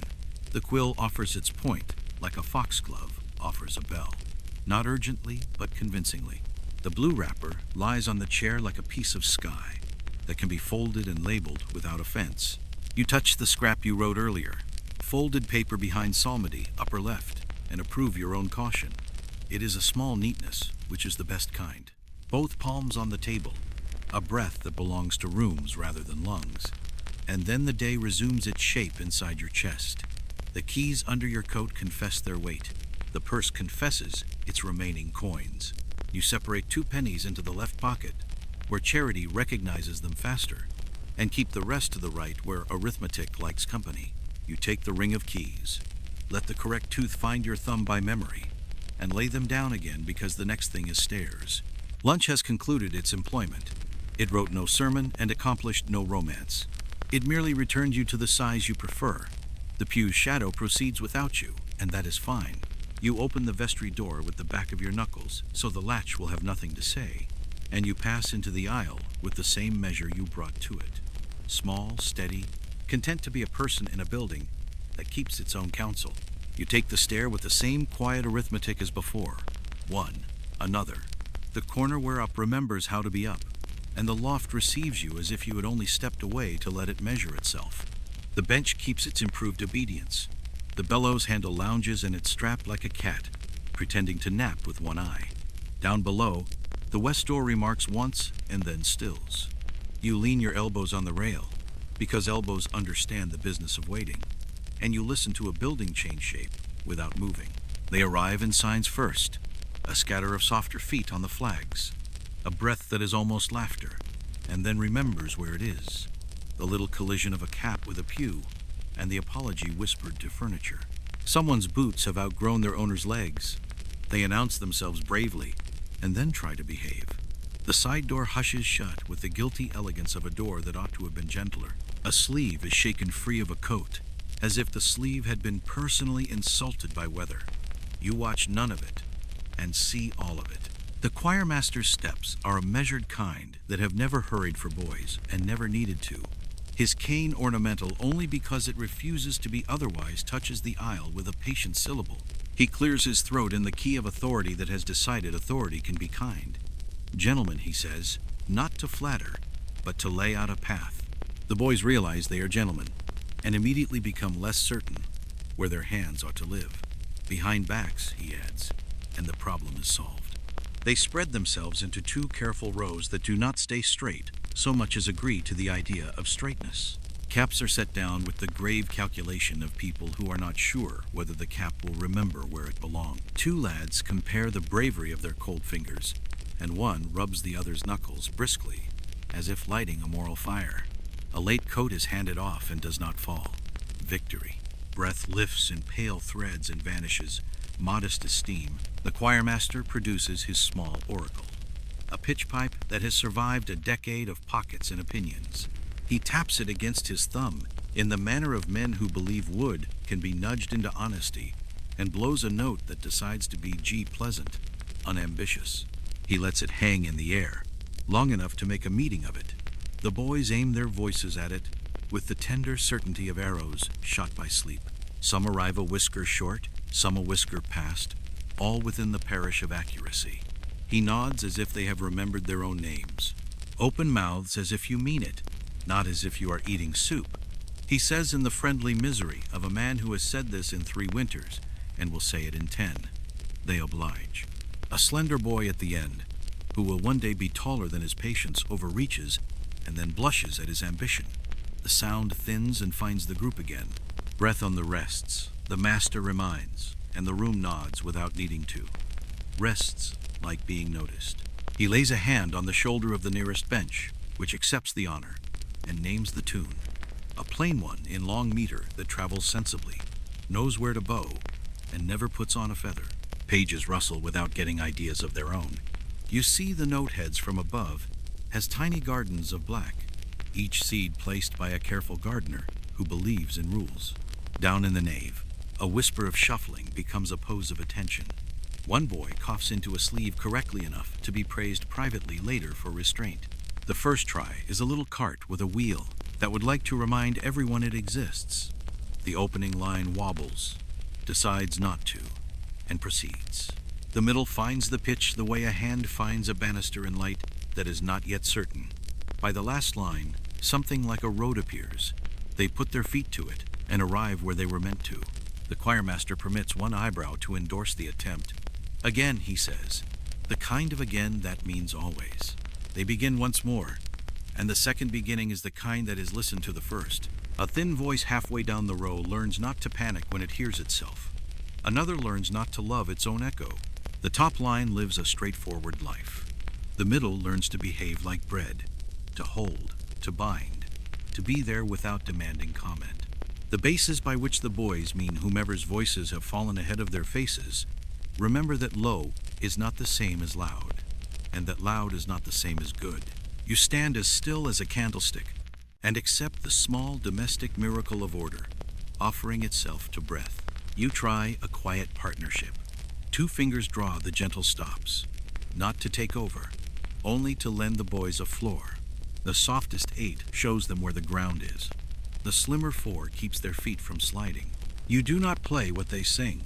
You play a line a shade simpler than the line they think they are singing, which is the trick. They rise to meet a kindness and do not know they are rising. The bellows handle, brought down and set to the strap, keeps its cat-like vigilance. Air remembers the path you taught it earlier and walks it without asking you to watch. The sound in the nave improves by manners before it improves by science. The front rank stands a breath taller. A boy whose hair refuses to keep to the plan decides to sing through the refusal rather than fight it. One who loves to reach for the stars discovers the utility of aiming for the roof and being satisfied with it. The choirmaster's cane, set gently against his boot, keeps time that no one sees, least of all the cane. He rescues one drifting middle with a fingertip that conducts the boy's attention back into his own chest, then retires his hand with the modesty of useful gestures. "Words, gentlemen," he says, and the syllables begin to walk inside the notes. The long vowels stop pretending to be tourists and take up citizenship. Consonants that had been loitering present their papers and take their places at the ends of words where they belong. The psalm, modest and endless as a road through fields, finds its pace, not hurried, not proud, not clever. You keep the organ's voice where wallpaper lives in the background, making the room seem more like itself. Repetition performs the work it has always performed for human beings, turning difficulty into furniture. Line by line, the boys discover they have known this since last spring and the spring before, and that discovery allows them to be new without becoming remarkable. One breaks on a note and does not cry. A friend nudges his elbow, as if returning a borrowed coin. Another's throat opts to be gravel for a bar. He turns the stone over with the patience of a boy who has learned that growth travels when it wants to. The tune forgives both. The last pass is for breathing, which is to say for thinking where silence belongs. Not all at once, the master says, and every chest in the room decides to be a democracy of air instead of a riot. They exchange breath like gentlemen exchanging hats. No one left bare longer than courtesy permits. The line, surprised to find itself unbroken, behaves with new confidence. The final cadence settles on the stone without argument and lies there like a folded coat. You let the stops back in by degrees, until the loft is only wood and air again. The choirmaster praises no one by name, which is the fairest form of praise. He thanks them all by not sighing. They look pleased, and immediately less pleased because pleasure embarrasses them. Pages straight, he says, and they set them straight. Caps, and they remember they own caps. Hands, and they discover where those have been living all along. The pipe's faint aftertaste of wind remains, a ghost that minded its etiquette and now has the courtesy to leave. They go as they arrived, in a weather of small sounds. Leather that believes itself bigger than it is, a whispered contest over who will be last through the door, a shy apology to a pew respectfully bumped. The choirmaster's cane signs the nave once, twice, and then ceases to write. The door, abashed, closes like a polite opinion. The hush returns, but it is a different hush, warmed by the echo of lines that learned modestly how to be lines together. You stand a moment longer at the rail and look down the clean length of the aisle as if it were a measure written in stone. You think, without words, that rooms are wiser after children have used them carefully. You think it in the way a person thinks about weather, to predict nothing, to be content with the sky they've been given. You set the stops home, touch the bench in return for its earlier tolerable virtues, and let your hands find your coat as if permission had been granted. The day, pleased with itself at a small, decent scale, is ready for whatever paper asks next. You listen to how the room is changed with January in the timber. Air sits a little higher in the chest. Metal carries a memory of frost like a thin idea. You draw one quiet stop and let a single key speak. The tone is clean, a shade thoughtful at the top. Two notes together show a faint shiver between them, weather speaking where music would rather not. You lower the bellows handle once, gently, and the reservoir stone answers with calm weight. Read first. You lift the panel, find the modest resonator by its small pride, and steady the boot with your thumb. The tuning wire moves no more than a hair. Brass pretends indifference and then agrees. The The second trial sits nearer sense. You pair it with its neighbor. The slow beat calms like breath-finding coat. Flues next. A narrow pipe up high has forgotten its vowel. You touch its little ear with the knife, a murmur of less, and the pitch remembers itself. A cap farther back has crept, leather under finger. You suggest it down the breath of a whisper. 2 notes, then 3. The space between them grows plain as a path. You warm one pipe with your palm for a count of 4. It thanks you by pretending it was never cold. Below, an honest pipe yawns. A nudge turns the yawn into a word. You climb a ladder of thirds and fifths, testing stones after frost. Nothing asks for heroics. Everything prefers small courtesies. You close the panel, set the quiet 8 and 4, and walk a hymn line the room will know later. The sound meets the stone and returns tidy. January keeps its opinion. The organ keeps its promise. You keep the tools rolled and the handle resting in its strap. You stand with hands on the rail until the loft agrees there is time. The folded packet waits where you left it, patient as a hymn's last rest. In the hand, it is stout laid paper, neither trivial nor proud. The crease holds with the calm of a line that intends to be a line. No wafer scar, no pinhole, no docket-only blankness that feels deliberate. You set a clean leaf on the shelf and rest the packet on it, so dust cannot claim a souvenir. Light from the high window shows chain and wire faintly. A watermark sidles perhaps a harp, perhaps merely your willingness to see one. You do not open it here. The vestry is a kinder table for ink and names. Paper and paper, you carry it down. The stair remembers your hand. The rail gives you back a small, varnished cool. In the vestry, candle and grate keep their modest weather. You clear a square, bring sand, brush, the quill knife that is not a dagger, and the blue wrapper that will have its day. The wafer box waits out of reach. Not every fold needs ceremony. You listen with your skin. The seam resists only enough to prove it was made by a careful thumb. Knife turned up, you ease the first tuck.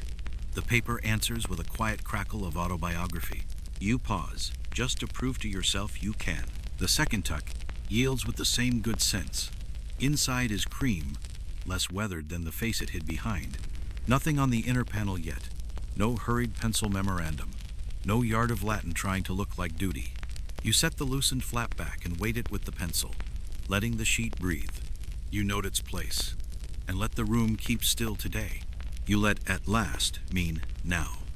The packet opens with a soft biography of paper, and the inside shows cream hardly acquainted with weather. A calm heading looks up. Articles of agreement, preparatory to a lawful marriage. The hand is a scrivener's steady, unflustered, as if tea had been close at hand. Names stand in their Sunday coats. A weaver off Thomas Street, a shopkeeper's daughter of the next parish, under her uncle's guidance in worldly goods. Clauses proceed by small steps, whereas the parties intend, with God's leave, to enter the estate of matrimony. Sums speak modestly. £5 now, 5 on the day, 5 at Candlemas next, health permitting. Goods on his side named plainly. Bedstead, feather bolster, 2 pair sheets of good linen, a small press, a kettle that does not lose water. Reputation puts on tidy shoes, neither pre-engaged nor impeded by consanguinity, pre-contract or other bar. A margin suggests, sensibly, inquire of neighbors. Clothing keeps its paragraph. A gown suitable to season, a cloak from the Candlemas portion, shoes to be paid from his purse without bargaining. There is a small theology of fire, if goods be lost, both to apply to relations before selling tools. Witnesses present themselves because they were in the room already. The scrivener, an apothecary cousin, a journeyman who writes squarely and adds his mark to be certain. Fees are his, bands, ring of silver gilt, candles and bell without haggling. She brings napery and the pewter that answers to her name.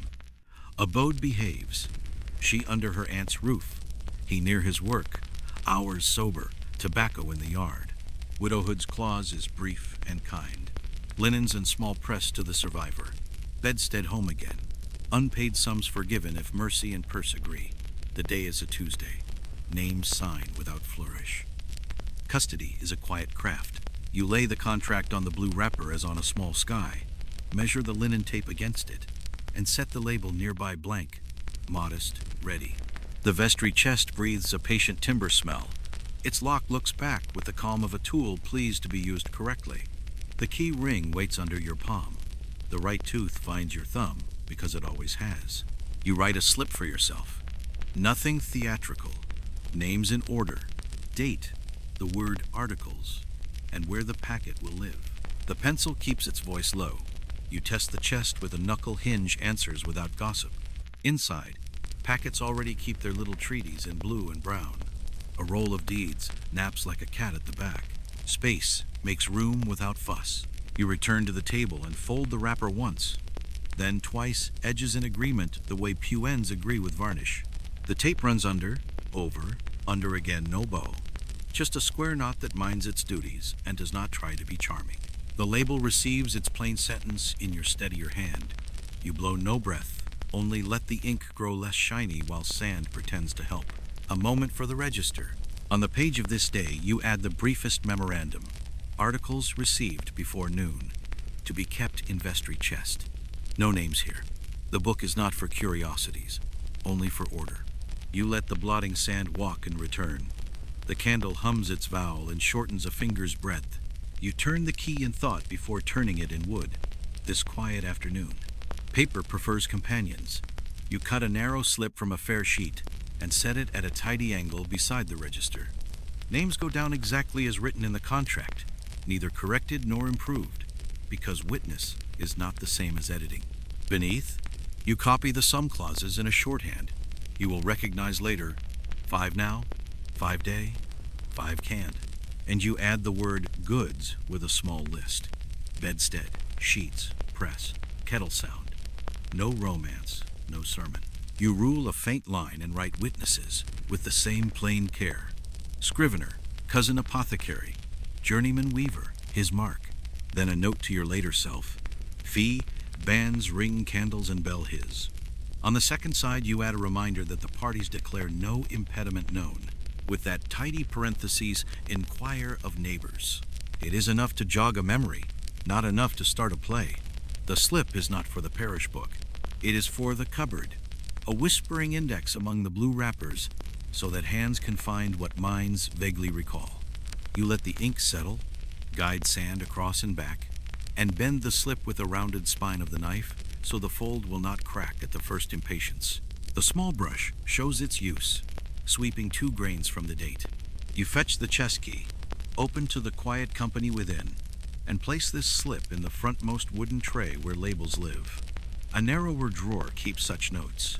It is satisfied to be useful. Closing again, you lock once and let the key cool in your palm. You have made no public record, only improved the map of a cupboard. That is a kind of mercy for future you, who will arrive someday with only half a thought and be grateful. You walk to the scrivener, because paper likes second opinions from people who repair it for a living. His room smells of gall ink and wool that has listened to secrets. He nods you to the bench, keeps trimming a quill until it admits spring, and says nothing until the blade rests. Then mildly, custody? You state the case without embroidery, a folded agreement found in the loft. Names written without flourish, sums modest, witnesses tidy, no wafer, no docket. He approves of every absence with the smallest tilt of his head. Blue wrapper, he says, linen tie, square knot, label outside to spare the inside. Chest, not shelf. Shelf is weather. He pours a pinch of pounce through his fingers like sand, remembering a shore, and a memorandum for the daybook. Clean of names. Curiosity is a wind. Cupboards need doors. You ask about wafers. He declines them for things that have already agreed with themselves. Seal tempts fingers. A fold asks only for patience. He shows you a wrapper from his own drawer corners folded to meet, not overlap, so the bulk lies even. The label reads no more than Articles June, in a hand that behaves as if the word June were a small creature easily startled. What of copies, you ask?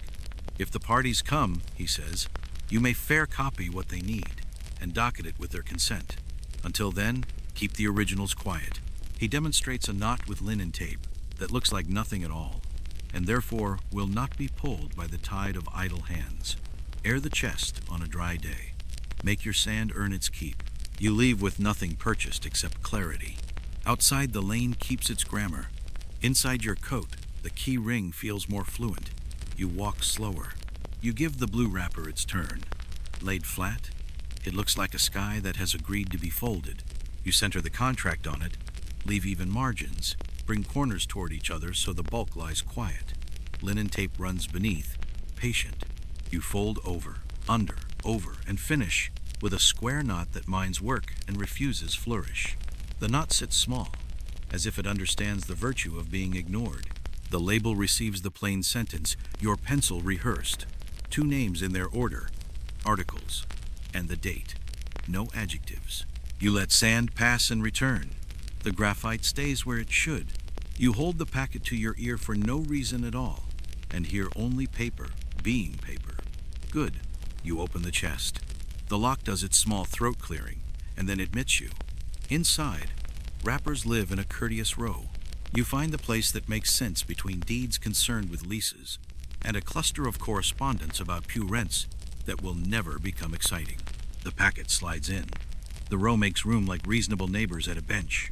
The tape knot faces inward where idle fingers will not meet it. You close, turn the key once, and feel the soft click that always sounds like a sentence ending in a period. On the vestry page for the day you add 1 line placed in chest. Articles per blue wrapper and label and nothing else. The register does not gossip, and you will not teach it. For your own memory, you draw a tiny map of the chest's interior on a scrap and note, articles 3rd slot from left, because later you will be grateful to a person who drew you a picture using 10 words. Sand shakes over the slip and back. The grate keeps honest breath. Small order calms big thoughts. You pinch the candle's wick to a neat cone with the snuffer's fine jaw, and the flame, grateful, leans into a steadier light. The lamp glass receives a clean fold of rag. A soft circle emerges where smoke had tried to claim. The poker returns to its corner.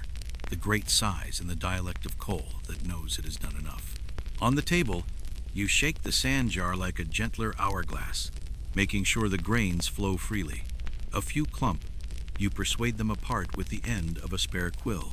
The little brush earns its bread with 3 practical sweeps along the register's edge, carrying away the last glitter of grit.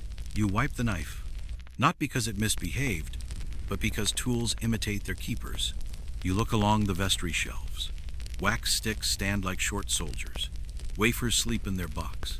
Tape hangs as straight as a promise. Ink is capped to the shoulder. Quills rest, stiff and doctrinal, until water softens them at their next trimming. A beaker waits upside down, drying on its board. You write it and leave it ready, because thirst will come disguised as duty. The floor asks you for a minute. You answer with the broom in quiet pulls that respect the grain of boards. Dust collects, concedes, and leaves by the door, like a citizen ending a meeting. The latch closes with a modest idea of itself. Above, the loft remembers you with one faint click as timber settles. You blow on your knuckles where a black dot from ink has chosen to live. It refuses to leave, and will become proof, later, that the day existed. The room, made tidier by inches, offers back a larger quiet. You let it be yours. The organ man arrives like weather, that has decided to be helpful cap in hand, boots that know ladders, a tune already humming behind his teeth. He nods toward the bellows handle, and you give it the small service of your foot. Air strolls into the chest. The reservoir stone keeps everyone honest. He sets 2 gentle stops, and lays out a slow corral the way careful people set a table. Plate, cup, knife, note, rest. You follow his left with your ankle, rising and falling like someone watering a row of beans. He does not praise the pipes. He converses with them. A reed that argued with January earlier now behaves as if it never had opinions. He hears it, grins privately, and lets the line pass. The loft receives the sound without commentary. Down below, pews listen like old neighbors who have learned to nod. He slows the middle once, searching for a hinge, and finds it by playing quieter, not louder.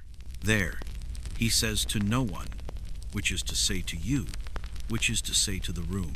You give him a bar of hymn, you mean, for evening? He takes it at a modest gait, and puts a little sand under the right foot of one cadence so it stands plumb.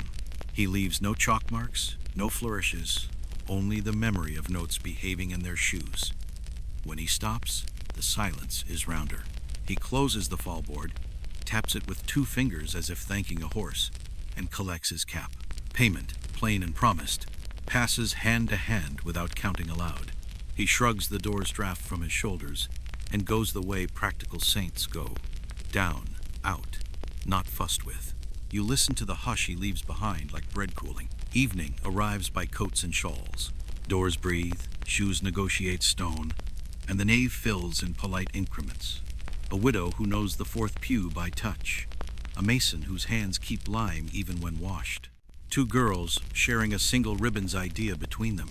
Coughs file themselves under sleeves. No one hurries. Everyone manages to be early. You draw the quiet 8 and the slim 4, and try a prelude that is barely a prelude, 2 slow handfuls of notes that settle like a cloth. The bellows handle moves exactly when it must. A child looks up to learn where the sound lives, and then looks down again because she has been taught not to stare. You place 1 cadence the way you place a candlestick, flat, not proud. The curate's steps are careful because paper is in his hand. He nods to the lectern, to the psalm, to the candle, to the congregation as if arranging chairs in his mind. You answer with a soft amen that prefers not to be noticed. The first prayer is the one the room knows by heart. It borrows everyone's breath and loses no one. The psalm goes to the plain tune the boys wore earlier. They are not here, but the music remembers them and behaves. Your fingers lend a level road. Voices walk it without complaint. A latecomer freezes at the door, then melts into a seat when the cadence says it is safe to move. After lessons, you set a small, voluntary, modest, even-tempered, like a cat settling into the dry patch of sun. No one applauds, which is how you prefer to count success. The curate closes his book with a sigh that might be relief, or might be habit. Coats turn toward dusk. The door remembers to be gentle. After the last amen, you lift a high sash just enough to trade warm breath for a thread of evening. Air comes in like a courier with no letter, leaves with the day folded under its arm. The tall glass speaks once in its frame, and then learns quiet again. Candles draw smaller circles. Smoke approves of the draft by pretending not to be smoke. You walk the aisle in your soft church-hour tread. A shawl forgotten on a pew end waits for its owner to remember her shoulders. You set it farther in so it cannot slip to the floor. In the chancel, a cushion has shifted. 2 fingers settle it, and it seems grateful. The font's linen sits like a good hat. You touch its edge, and it continues to mind itself. At the loft rail, you lean with elbows that have done their work. The instrument seems to nap. Bellows strap holding the handle as if tucking in a cat. You press 1 key without sound, feeling only the dry ascent of wood. Outside, gulls conduct a low argument that has no conclusion. The river turns tin where a cloud decides to be iron. You return to the vestry and snuff the candles in order. Altar, desk, side, door, each given the small mercy of an even breath. Wick, smoke, and then forget it. The grate will manage itself down to ash. On the table, the sandshell holds its moonlight. The chest, responsibly indifferent, keeps its keyhole the way a mouth keeps a secret. The window's rectangle fades toward slate. You lower the sash. The latch answers with a touch of brass throat. The room settles into its night shape, which is only the day without its coat. You leave a breath for the stones to keep. In the vestry, the chest waits like a servant who knows the house better than you do. You bring the key ring from your coat, count notches with your thumb, and let the correct tooth find the lock the way a hand finds a familiar sleeve. The turn is a single, modest sentence. The metal answers with grammar. Inside, the packets keep a mild society. You find the new one by its label, and the particular blue that has not yet learned dust. You touch it once, not to doubt it, only to confirm the world. Beside it lies the tiny map you drew. It smiles by being accurate. Nothing else requires rearrangement. You close and turn the key back. On the ledger, you write a clean line for the day. Candles trimmed, loft-tuned evening psalm plain, articles placed as above. The words sit with the agreeable posture of tasks that neither brag nor apologize. You let a small measure of sand travel and return. The page looks pleased to be used. You hang the keys again inside your coat, where they carry the day's temperature. The room has that end-of-shift honesty. Swept boards, quiet iron, a candle end believing in tomorrow. You set the penknife straight, fold the rag, cap the ink, leave the beaker upright. The latch learns the angle you prefer and stores it for morning. At the door you look back, not to admire, only to be certain nothing is pretending to be done that is not. The chest is a rectangle of patience, the ledger a rectangle of memory. Between them stands a person with pockets. You give the room a nod as if it were a neighbor, and it answers by existing exactly as it should. You close light with one careful breath.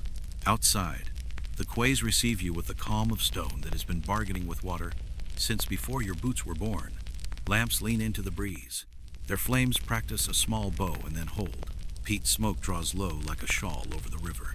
A cart moves a barrel the way a thought moves across a careful mind, slowly, surely, with no surprises at the corners.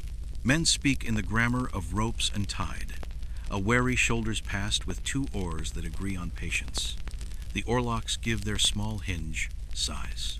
Somewhere a dog writes its opinion into the wind, and the wind edits it for length. The Liffey is tin in one place, pewter in another, silver only where a cloud decides to be merciful. You keep a pace that suits joints and coat. The city smells of horse, hemp, and a little bread recalling its oven. Windows try on yellow and decide to keep it. On a step, a woman trims a candle end to persuade tomorrow to begin on time. A boy carries 3 loaves as if they were arguments he hopes to win. You let the river do the talking and answer by not interrupting. At the bridge, you stop for one breath. A gull holds itself still, a white comma in moving copy.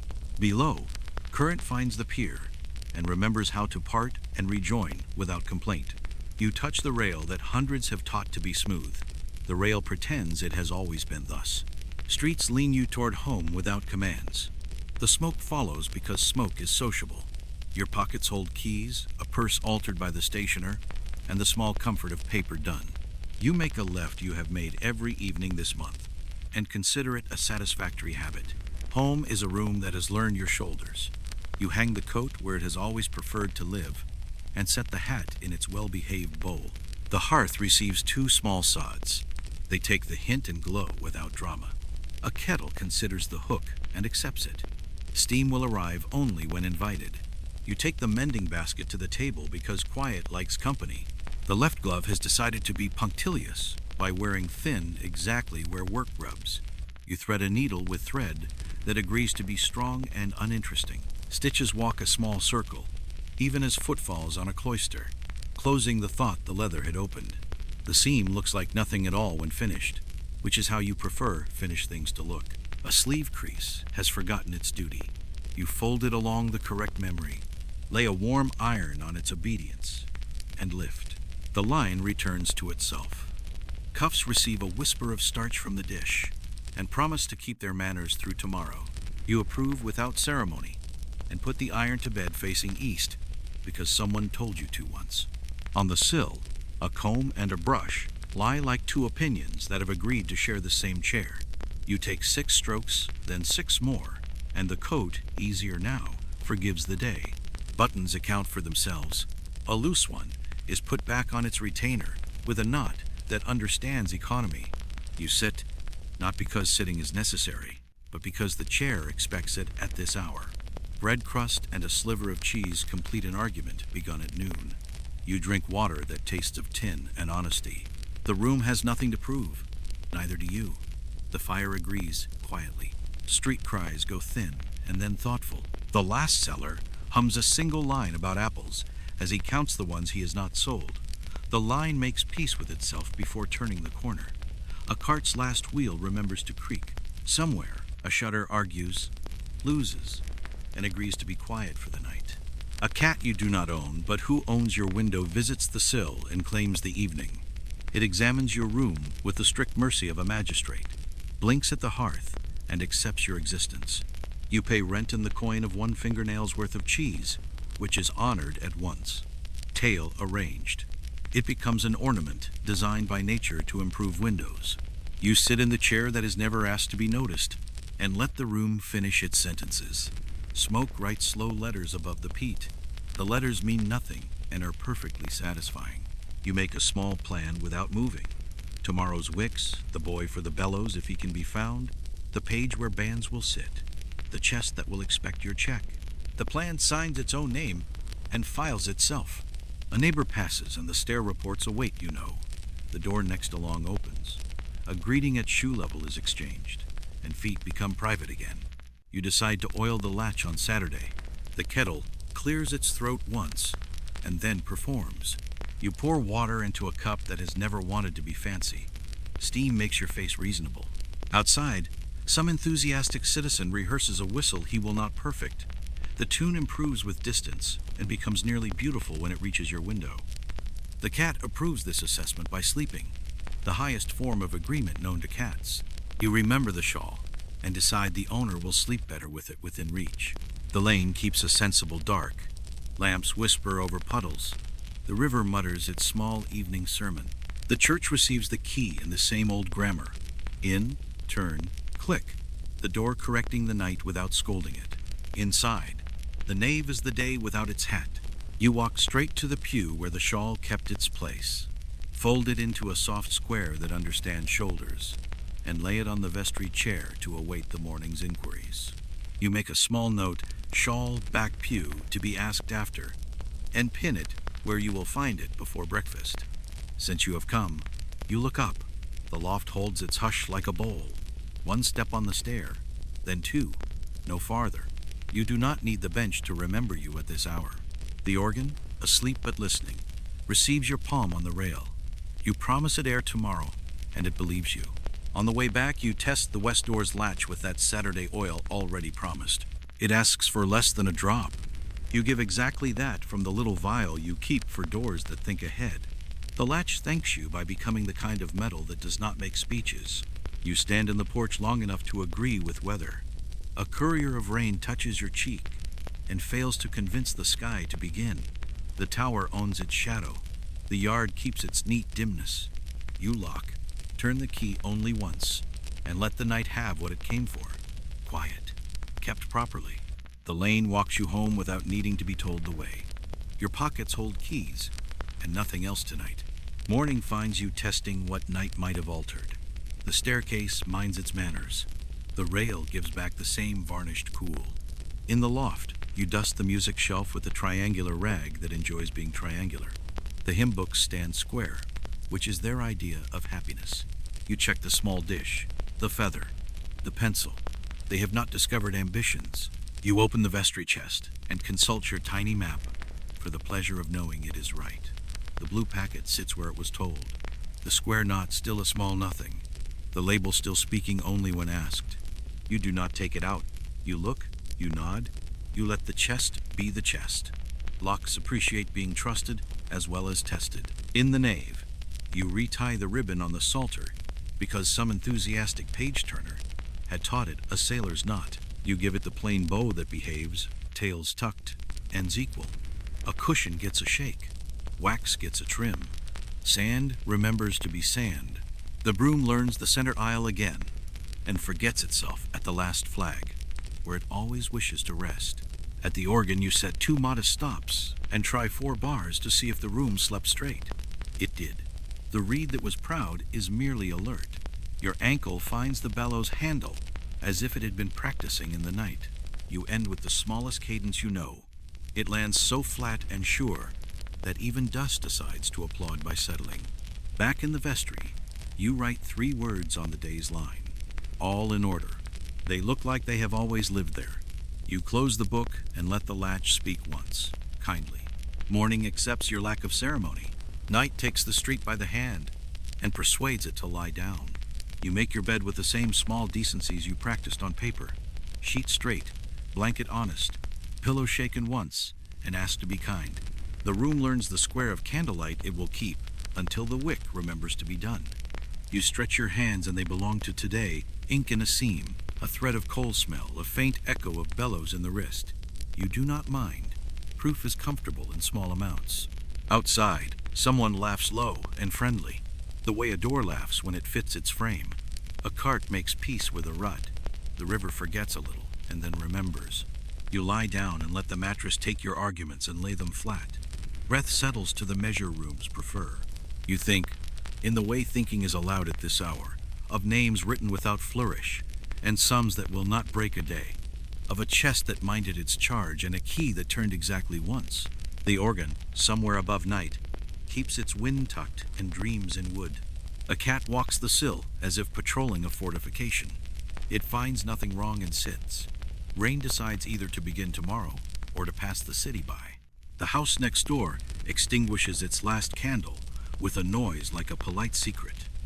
You turn your face to the place where morning will appear and endorse the idea in advance. The bed says, "It will keep you exactly as you are." You accept. The city becomes a wide, breathing thing that does not need your name. Sleep arrives by the same road everything honest uses here. Unannounced, correctly shod, perfectly willing to be ordinary. You agree without ceremony. You let the quiet finish its own work. The room dims until edges go soft, and objects seem to remember their manners even in the dark. The chest keeps breathing in timber, a slow, honest rhythm that does not ask to be noticed. The latch, newly persuaded, declines to make speeches. Above, the loft becomes the outline of usefulness, a bench that will be level again tomorrow, bellows that will take breath without complaint, pipes standing like a small forest that knows how dawn behaves. Outside, the lane lies down in its coat of damp, the bricks giving back the last of the day like glow embers. The river is a stripe of pewter with a thought of moon in it, remembering ships without needing names. Lamps slope their flames into smaller vowels. Somewhere, a door laughs once, and then learns quiet. The cat takes the sill like a governor taking a chair, and sleeps because sleeping is the correct policy. You lie where the bed says you should lie, and the city settles around your shoulders with the weight of a good blanket. The ledger of the day closes itself. Keys turned once, sand shaken light, names copied as they were written, a blue wrapper folded without ambition. The organ rests in wood and leather, the contract rests in paper and order, the question of who hides itself back into the ordinary custody of a cupboard. You breathe the steady breath that rooms prefer. January keeps its cool hand on the glass and does no harm. In this hour, Dublin forgets its noise and remembers its pattern. Stone, water, wool, ink, sleep. You agree to be an unremarkable citizen of that pattern. For now, the future can find you on the same page tomorrow, at the same margin, in the same hand, writing another small line that will not trouble the night. We hope this quiet step into another time has left you feeling rested. If you've enjoyed it, you're welcome to like, share, or leave a gentle note. And if you'd like more slow walks through history, you can subscribe and join us again. End of script. Sweet dreams.